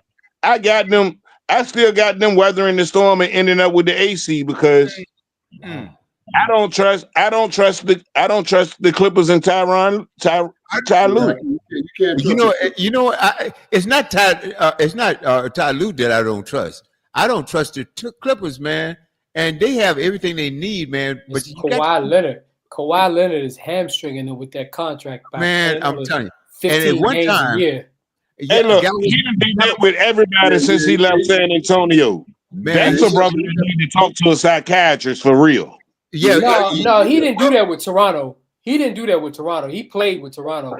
He played when he was with the Spurs too. Yeah. But this is the thing about that's why I love Kobe Bryant so much. He stayed with the Lakers the entire time. And with this new season of basketball, James Sparrow, these teams move around like they changed their underwear. Man, I'm telling you, man, this with this doggone portal and trading the deadlines and all, man. Come on, man. It's all about chasing that trophy and that ring. They chasing. Hold on, Romar. Let me tell you why I'm gonna disagree with that. Because that's why. It was obvious. It was obvious when LeBron left Cleveland to go to Miami to chase a ring. He did. He didn't leave Cleveland. He didn't leave Cleveland because he wanted to. He left Cleveland because he was chasing that ring. You exactly right on that. I agree with that. But guess what? KD got a ring with Golden State. Because he was chasing a ring with Kyrie. Well, what was KD chasing? Because he already had a ring with Golden State. All right, and I tell you what, this is my point. And I'm gonna go back to James Sparrow, our special guest. I never thought KD should have never left OKC. He never KD left to chase the ring. Hold it. Well, you know something. I'll let you go, William. But real quick on that one with OKC. See, this was the problem. OKC messed up because they had to make a choice on who were they going to pay, Serge Ibaka or James Harden at the time. Yeah, I would have paid hard. I would have paid hard. Yeah, they chose to pay Serge Ibaka. At the time, Serge was a decent player, but he wasn't who Harden became. And with that happening, I believe from that point on, especially with KD going crazy with Russ, with the way Russell Westbrook, who to this day I don't think it's a realistic point guard. To me, he's a shooting guard, but that's for another day. With that happening, he's always been a shooting guard, but they put him at the point. With that being said, now when they had that finals against Golden State and lost, because of the collapses they had in the fourth quarter. KD said, I can't do it here. I got to go.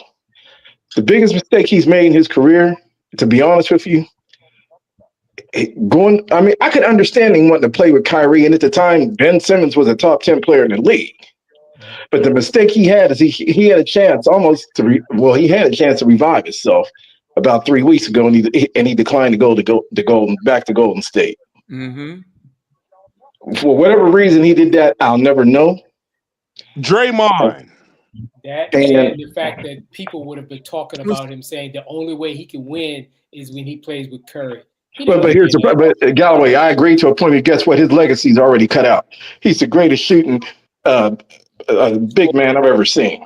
At 7 feet where he shoots, his legacy's cut for him. I think this time going back to Golden State, I think he'd have got a pass because I think they'd have said it's so dysfunctional down there in Phoenix. I don't blame him for getting out of there. I don't blame you. Y'all know that KD plays basketball with a grudge. He really has a grudge on his shoulder when it comes to basketball. Like, bruh, this man, I watched the joint on Netflix about them winning the gold medal this year. Basketball is the only thing that he ever knew. And like to the point, like, that's why he played with a grudge on his shoulder, like the way he played. Like, this was his only way out. Yeah, and he made it out. And my thing is, I don't have a problem. Hold on. Romar, I'll get back to you. I don't have a problem with him playing with a grudge. I don't have a problem with that. My point is, and I'm going to go back to James Sparrow here. My point, James, is that I don't think he moved from OKC to wherever, right? And then he went to the Nets. He played with the Nets for a few. But when he got with Golden State, okay, I don't care about Draymond because if it came up to it, I think that if he says, "Look, we just won this ring here. I'm willing to stay here, and if you want to get rid of Draymond, I'll stay." They would have gotten rid of Draymond. I think at that point, because you got to remember, he got hurt in our finals against who was it against? Toronto. But at that point, if he had said to management, it's either me or Draymond, that's the one time I think Draymond would have been gone. That's right. So I don't think that is an excuse. We got a few minutes left to go. Nobody of his caliber is gonna sit there and keep taking mess from somebody that's beneath him. Well, here's the problem. That's my point. That's the point, Romar. At the end of the day, management didn't do enough to keep Draymond's mouth closed. I agree with that. And they still haven't. And let's go to Mr. Sparrow. At the end of the day, KD knew that management was going to choose Draymond over him any day of the week. I don't believe that. He's a fan favorite. Let's hear from hold on. Let's hear from Mr. Sparrow. And he's a fan favorite. He ain't going nowhere. He's a fan favorite. Exactly. Who is that? Draymond? I don't care about the owners, the coaches. I don't give a dog about nobody. He's a fan favorite because that man averaged a triple single a year ago. Because of the way he plays, he's a fan favorite. He's a hustler. He dives. He jumps over the dog on tables. All that. He bite. He kick. All that stuff. He do everything. You want to know what he is? I'll tell you what he is, Mr. Sparrow. I hope he agrees with this. He's basically a modern day Dennis Rodman. Exactly. Yeah. Exactly. Dennis Rodman, he's a fan favorite. Yeah, people can say what they want about. They can say what they want about Dennis Rodman, but when it got time for Dennis Rodman to get out on the floor, he did his job. It's no question about it. He's a little bit more than a lot of people forget that Dennis Rodman averaged like Dennis Rodman was a scorer when he first came in the league. Yes, what? Not really. No. Actually, no. I can remember games. Hey, Roman when said he about was that. with Detroit, when he came in the league and played with Detroit, that He man had scored natural- more than he did anything else. Hey, Roman, He you was talking about he had he the was a rainbow good scorer. hair? Yeah, you're right. And before Yeah, he was a double digit scorer at one time. yeah, Yeah. that's before he Yeah, hooked up with and Madonna. Detroit. A lot of people forget that he went in San Antonio and he said, "You know what? I'm changing the way that I play my game." But He he's always became been a a prolific hustler. rebounder, and He was a great understood. rebounder. It's no question about it. But let's get back to Mr. Sparrow. We going over a little bit. I got to wrap this thing up. But so let's do this.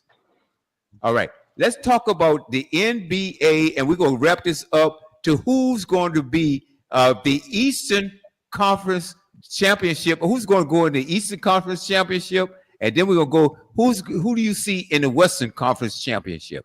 Let's start with the East, James. I think Cleveland's going to pull this one out this year. Wow. And Cleveland, now when they go in the championship, they're going to go, Cleveland and Boston? I think Cleveland's going to pull it out in the Eastern Conference this year. All right, now Who they gonna beat? Who they gonna beat in the Eastern Conference Finals though? It'd probably be Boston. I'm not trying to speak for Mr. Sparrow, but are they gonna play? You think they're gonna play Boston in the championship? They're going to play Boston in the Eastern Conference Championship game. And Cleveland's gonna win. Okay.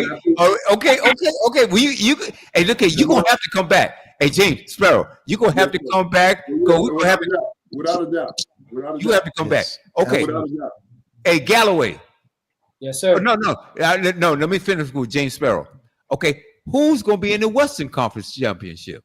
I think the way LA is rolling and the chemistry that they got going on right now, I think they're coming out of the Western Conference. It's going to be tight between them and Oakland, but because of experience, I think LA will pull this one out. LA against who now? Huh? LA against who? OKC. No, Cleveland. No, we're in the West now. Now he said already.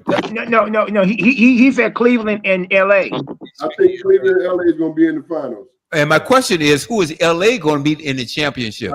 I say they're going to beat OKC. Oh, okay, that's what I thought you said. It depends on how that bracket is. I don't know how that bracket is going to be.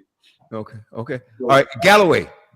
Yes, sir. Same question. I want to know, who do you see in the Eastern Conference Championships, the teams, and who's you going to see in the Western Championships, and who's going to take the chip? I see Cleveland and Boston in the East.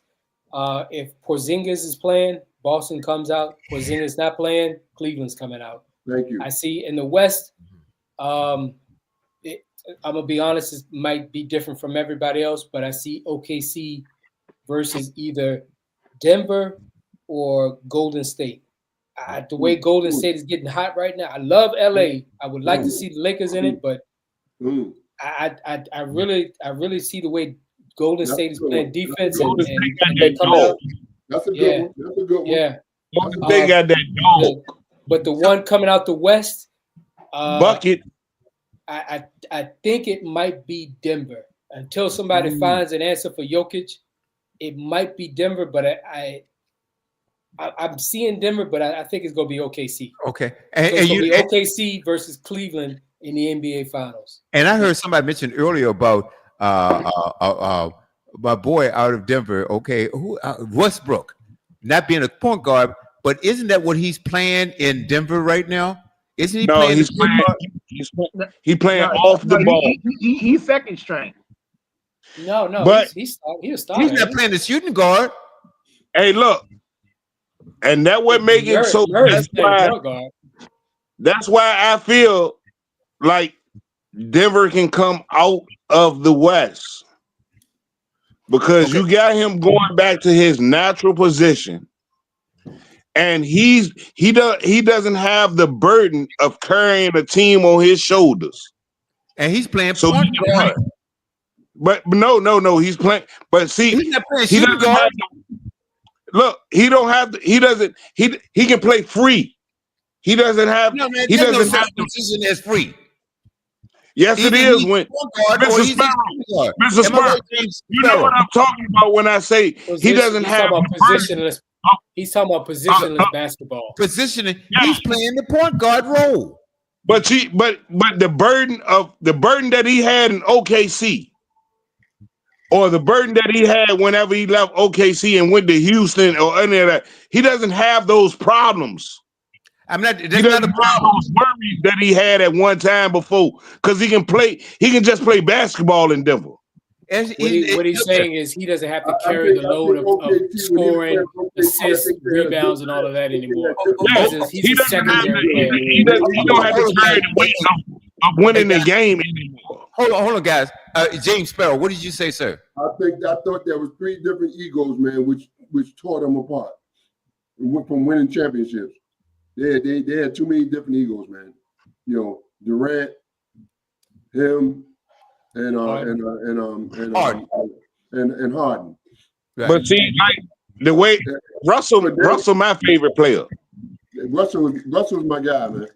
Yeah, Russell, my favorite player, because like you can tell that I like anybody that got a dog that they got that dog mentality. Like Five, he's always had that. I don't care who you are. I don't care who you are and what your name is. You gonna know who I am by the end of this game. Right. And I think he didn't. I don't know whether it's the climate. I don't know whether it's the atmosphere. I don't know whether it's the big lights in California. But I think he just didn't shine the way we know Russell Westbrook to do. Now look at his numbers. Okay, what you talking about? That man averaged a triple double for 5 years straight. He's talking about when he was with the Lakers, Romar. That's right. Romar, let me tell you something, Romar. You probably don't know. I'll tell you how bad it got for him when he was in LA. Bad. There was at one point where people were saying, it was never a fit. But the point was, it got to a point where people was actually wondering, was he playing himself out the league? That's right. And I never thought that. I never thought that. Basketball playing with LeBron. Okay. Well, I'll put it to you like this. He reminds me, Mr. Sparrow probably remembers this man. He reminds me of Darrell Walker. Darrell Walker. The dog. Darrell Walker played with the Knicks. I forget what other team. He came out of Arkansas. I know who he is. I just think it might be a bad match on that one. I mean, Westbrook is I'm talking about toughness. Way more athletic than this guy. I mean, no, but I'm saying as far as toughness, like a Derek Harper, a Darrell Walker. Okay. That toughness. Okay, I got you. Wow, hey, man, you're talking about playing ability. I'm tired of everybody disrespecting my boy. Who is that? Hey, Romar, I will say one thing. I'll tell you now. I love Russell Westbrook, but I will say one thing. I'll put $100 on any day. Don't give him that ball in the fourth quarter. Yo, West is a beast, man. West is a beast. Man. West is a beast. He is, but he has weaknesses in his game. I kind of understand what you're saying with it, Mark, because even though he's my favorite player, fourth quarter he makes some of the dumbest decisions ever. Now, for the other 3 quarters of the first 3 quarters, I want him all day, every day. To me, he is the flow, the tempo. He's the flow, the tempo to make the team go. A tight game in the fourth quarter, I don't need him touching the ball at all. Well, you know, the thing about that is that Westbrook worked at a different speed than the team did. That's my thing about that. It's all about time. He's in walk speed. Bro. I mean, but that's what you do. That's what you do when you are a trained scorer. Okay. And like everything not WB, like Mr. Sparrow can probably can pick it, can affirm this. Like when you a scorer in them tight games, type stuff, in them situations, everything go out the window. I need the ball. I want to score. I gotta win this game. I never looked at Westbrook as a scorer. I looked at him more like a. You know what I'm saying, Mrs. Sparrow? Like when you that type of person or you got that type of mentality, I'm gonna win.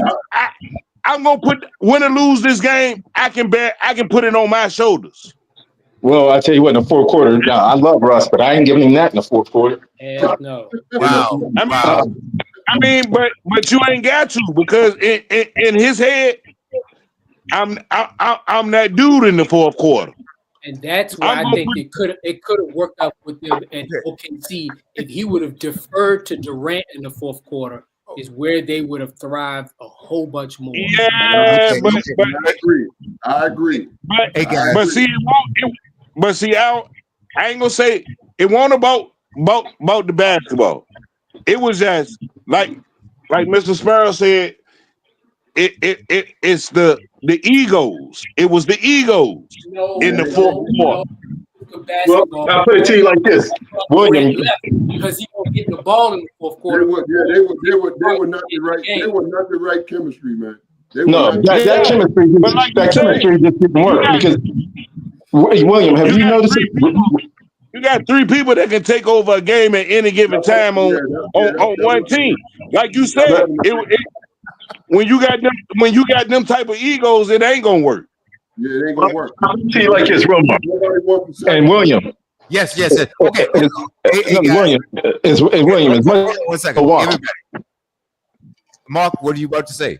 No, I said, William, as much as you love Milwaukee, there's one thing you probably never paid attention to. Mr. Sparrow might have paid attention to. I think Galloway paid attention to. And you know what that is? In the fourth quarter, in that last 5-6 minutes of the game, and this is what it's really messed them up. I know where you go. Giannis wasn't a scorer at that point. The person that used to was for them in the clutch was Middleton. There you go. Holiday would make a defensive play. Middleton would hit the deep three. Giannis wasn't that dude in that last 5 minutes of the fourth quarter plenty of times. That's where I think I was saying that Milwaukee may miss him this playoff series. I don't think Kuzma can fill those shoes. And I'm being honest. No. The moment's gonna be too big. Hey guys. Okay, we're gonna wrap this up. It's only been 3 hours. It's only been 3 hours and 15 minutes, and you loudmouths out there. But I loved every minute of it. So we're gonna wrap this up. Mr. James, the Bird Sparrow, man, it's been an honor having you on this broadcast, and this is what we do every Saturday. And you're welcome back anytime you want to come. We've got to have you back, especially during the championship games and stuff like that. Your knowledge and love of the game. I mean, we can't. I mean, this is such an honor for us. And so I'm going to go around the board right now. And I don't think we said this. Okay, do we say who's going to be in the NBA East Finals? And we did. And who's going to be in the championship game, East versus West, and who's going to win? James Sparrow.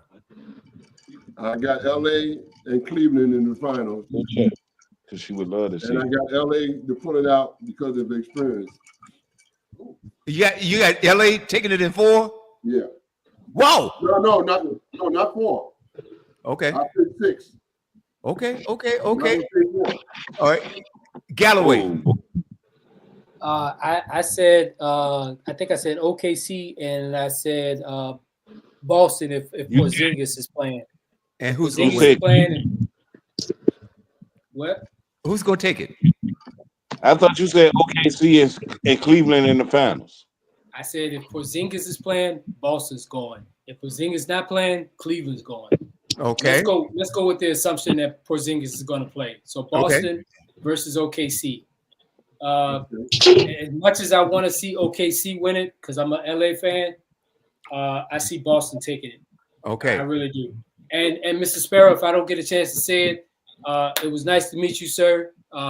Very well to meet you. I really appreciate you giving me time to talk to you. Oh, man, Derek, it's my pleasure, man. For real. It's an honor to talk to you too, man. And this is what I love about James Sparrow, man. This brother is humble. He would lend time to anyone that wants to talk to you. You know, after some people get to a certain plateau, you know, their nose is so in the air. If it started raining, they would drown, you know? And he's not that kind of guy. He would talk to you, man. He's a great guy to have a conversation with. And I want to thank you much. As a matter of fact, he was on last Tuesday We talked several times before the show last Tuesday. We talked several times after the show, and that doesn't happen often, on this broadcast. Romar, okay, Yeah. your East and West championship final. Who's going to be in it, and who's going to win it? My Eastern Conference Finals. Boston and Milwaukee. Okay. Boston and Milwaukee is my Eastern Conference Finals. Boston is coming out of the East in that matchup. My Western Conference Finals.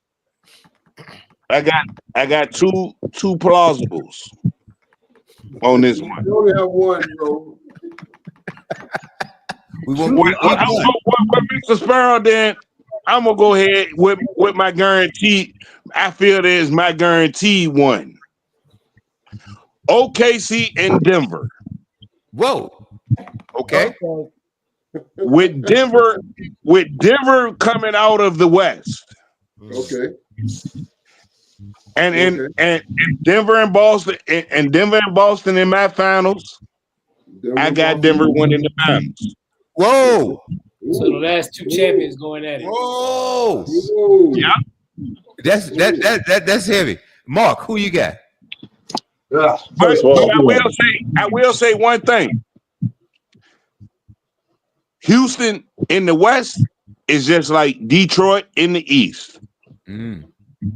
Okay. That could happen right now. They're picking a bad time to go on a little bit of a up and down thing. But I tell you what, they ain't too far away. Houston is not the team that you want to see in the playoffs in the West. No, you don't. No, you do not. That's that team that if you get them in the West somehow, whether it's a play-in or they're a low seed, you would have a problem. And guess what? Both of them teams have Detroit and Houston. They got them Amen twins. Yeah. Nice. Yeah, the Thompson twins. Yeah. Well, for me, first of all, I got to say, William, I got a project for you. You always tell me you got a project for me. You got to somehow make sure Mr. Sparrow's on here on a regular basis. I love this brother's energy. Oh, Mr. Sparrow, you might have to become a regular on the show. The humbleness he brings. I mean, I'm so honored to just been able to share this platform with this man, and I'm hoping that he can become a regular with us because I love his input. I got to speak with him on Tuesday when it was one of his swing speaks, and man, it's been an honor. Well, you know what? I guess what? Hey, James, close your ears. I got his phone number. Okay. then when it comes to this NBA, I tell you what, out of the East, I'm still gonna go with Boston and Cleveland in the Eastern Conference Finals. I got Boston coming out of there. In the East, in the West, I'm going with LA and I'm going to go with Golden State. I got LA coming out of the West. I got LA taking Boston in 7. Wow. Hey, let's go. K-Love, what you got, brother? Oh, boy. All right. Well, first of all, I want to say, Mr. Sparrow, it's been an honor to be on the same platform with the legend. Well, piggyback what everybody else been saying. It's been great. I'm telling you, man. It's like WB has pulled off some of the greatest guests on air, over the years that we've been on the show. So thank you for that. Wow. As far as my prediction, I will say Boston's coming out of the East. And I would dare say the Lakers gonna come out of the West. And believe it or not, I think that Luka will finally get his first ring. And this is basically sticking it to Dallas. This is probably the best way possible. You gave me away for a bag of chips, and this is what I'm bringing home: a ring with LeBron. And I will say, and I'm gonna stay in 6. I love it. I love it. Well, and Caleb, thank you for saying that. And Mark, thank you for inviting James Sparrow onto this network. He can come down anytime he wants. I knew after we had, I'm gonna just tell hey, James, I'm gonna tell a quick story. I'm gonna tell a quick story because we talked about his documentary coming up, folks.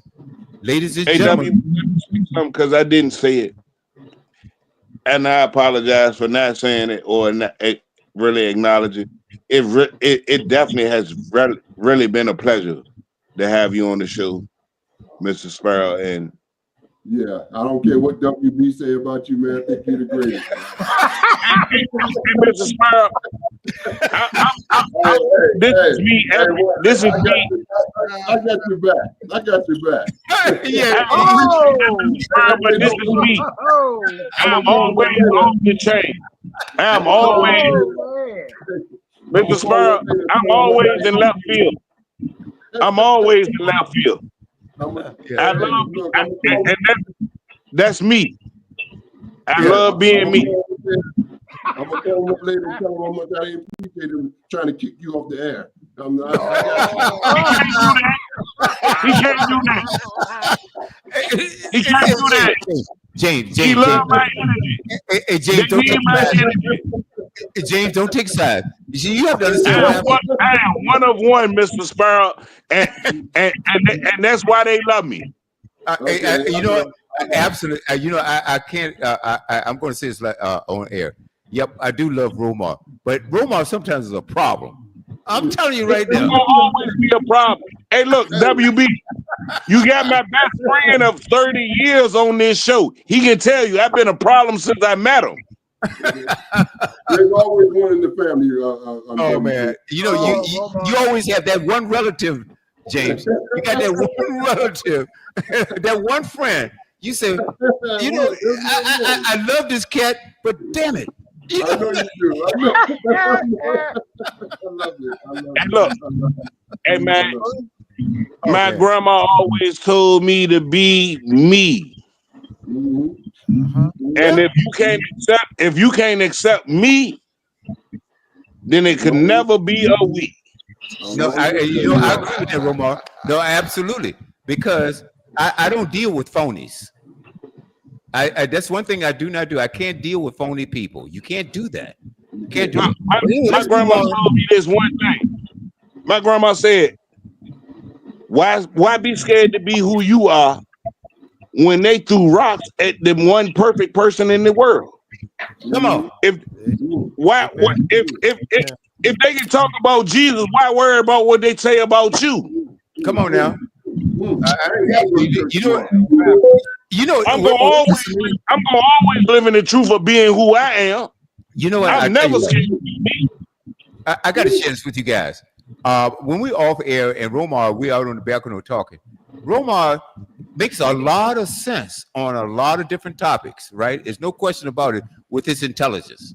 Okay, he's a very, very, very smart man, but he's out of control sometimes. That's the only problem. he's definitely out of control. And I always see you call it out of control, but I'm always in control of everything that I do. I project the narrative of what everybody thinks of me. I'm gonna give you what you think of me. That's the problem, Romar. I know you. Hey, William, let me tell you something. When Romar says something, especially during the football playoffs, hey man, I hit him up a couple of times just to let him know, and then he didn't have no problem returning the favor to me. And I mean, he's as real a brother that you will ever come across. I go to war with him any day of the week. Because you know what? In my world, you need these type of brothers because they're real. Real. Man, isn't that what we want? I mean, at the end of the day, and James, you know this as well as all of us. At the end of the day, you want honesty. You want honesty. Oh yeah, facts. That's what and that's the one thing that people like. That they can't handle that. I can handle the truth about me. I know. That's why when I tell you off, you accept it. So anyway,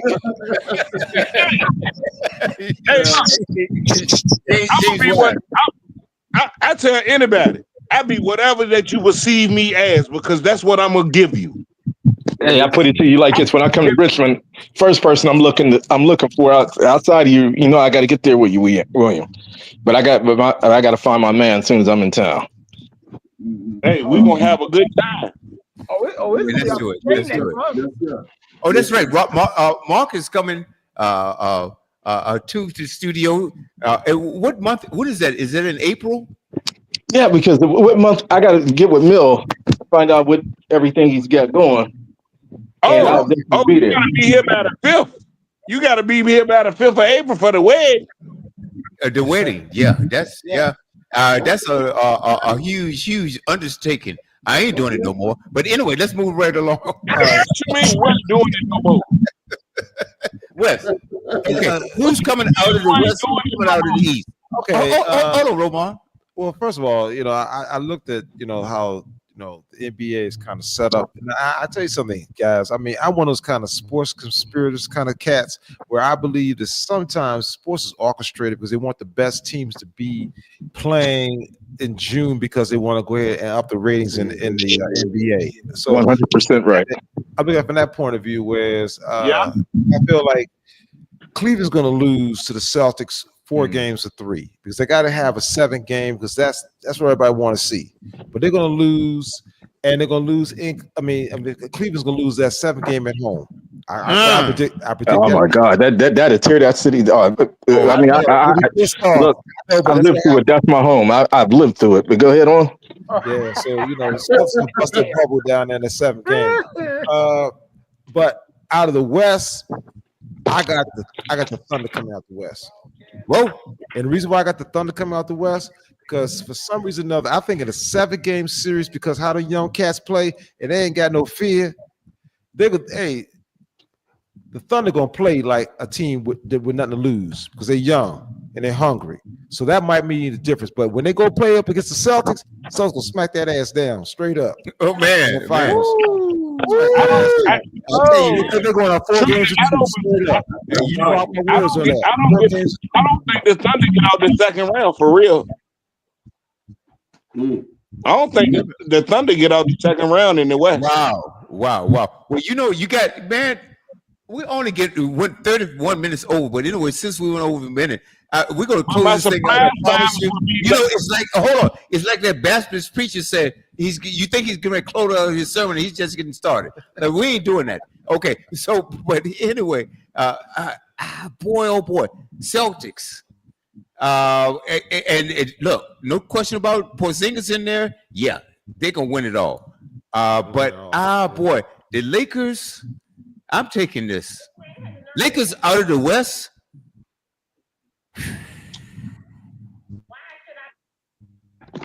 And Celtics meeting in the championship, and the Lakers going to take it.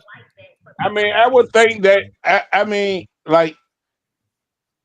Like Wesley said, far as ratings, I would see that. I would see that far as the NBA. Far as ratings, it's nothing better that you would want to see at the end of June than the Lakers and Celtics battle it out for who really has the most NBA championships. But my surprise finals would be LA against Cleveland and LeBron losing to Cleveland in the finals. Boy, that'd be a story. That would be a story, wouldn't it? That's a size. Hey guys, you know what? Guess what? We've got to go. Thank you so much, James. We've taken 3.5 hours out of your time. I hope you enjoyed this as much as we have. And Mark has nominated you to be a regular on this show. Whenever you can, you're going to get an invite.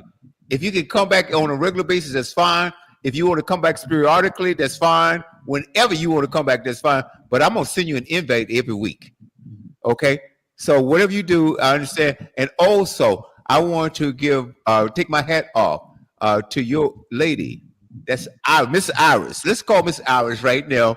And because, hey, how you doing? And that documentary is on the show too, Miss Iris. You got to join us later. Hey, guys. We're going to ask, if you will, when you first want to produce your documentary, bring it here first on us, and we'll promote it for you. Beautiful. We'll do that. Hey, guys, look, You guys, History. it's This gonna is be history, called folks. Eye on the Sparrow. The James This is Sparrow history, story. folks. And then Miss Iris has a story of her own, and you coming back May 13th on Groove Swing Speaks. Is that May 13th? Yes, that is. Ladies and gentlemen, you need to keep it locked right here on the buzz. Do I Miss have? Ayers, Miss Ayers, we need to interview you too on the sports page. Oh, hey, I'm open. I'm a South Carolina State high school champion. Okay. Well, I tell you what, she said she's a hooper. you might get a chance to do that next week. I mean, James and Horace.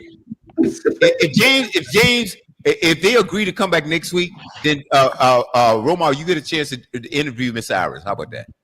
Hey, look, you know me. I'm a dig in. Okay. Hey, look here, and but let's correct something. On this network, we do not do interviews. We have conversations. Okay. Yeah, we don't. We have conversations, and that's okay. Interviews go out the window once I get involved. Yeah, they already went out the window with you, Romar. Damn. Okay, but anyway, guys, thank you so much. It's been an absolute pleasure, and have a great weekend. I'm going to enjoy the rest of mine.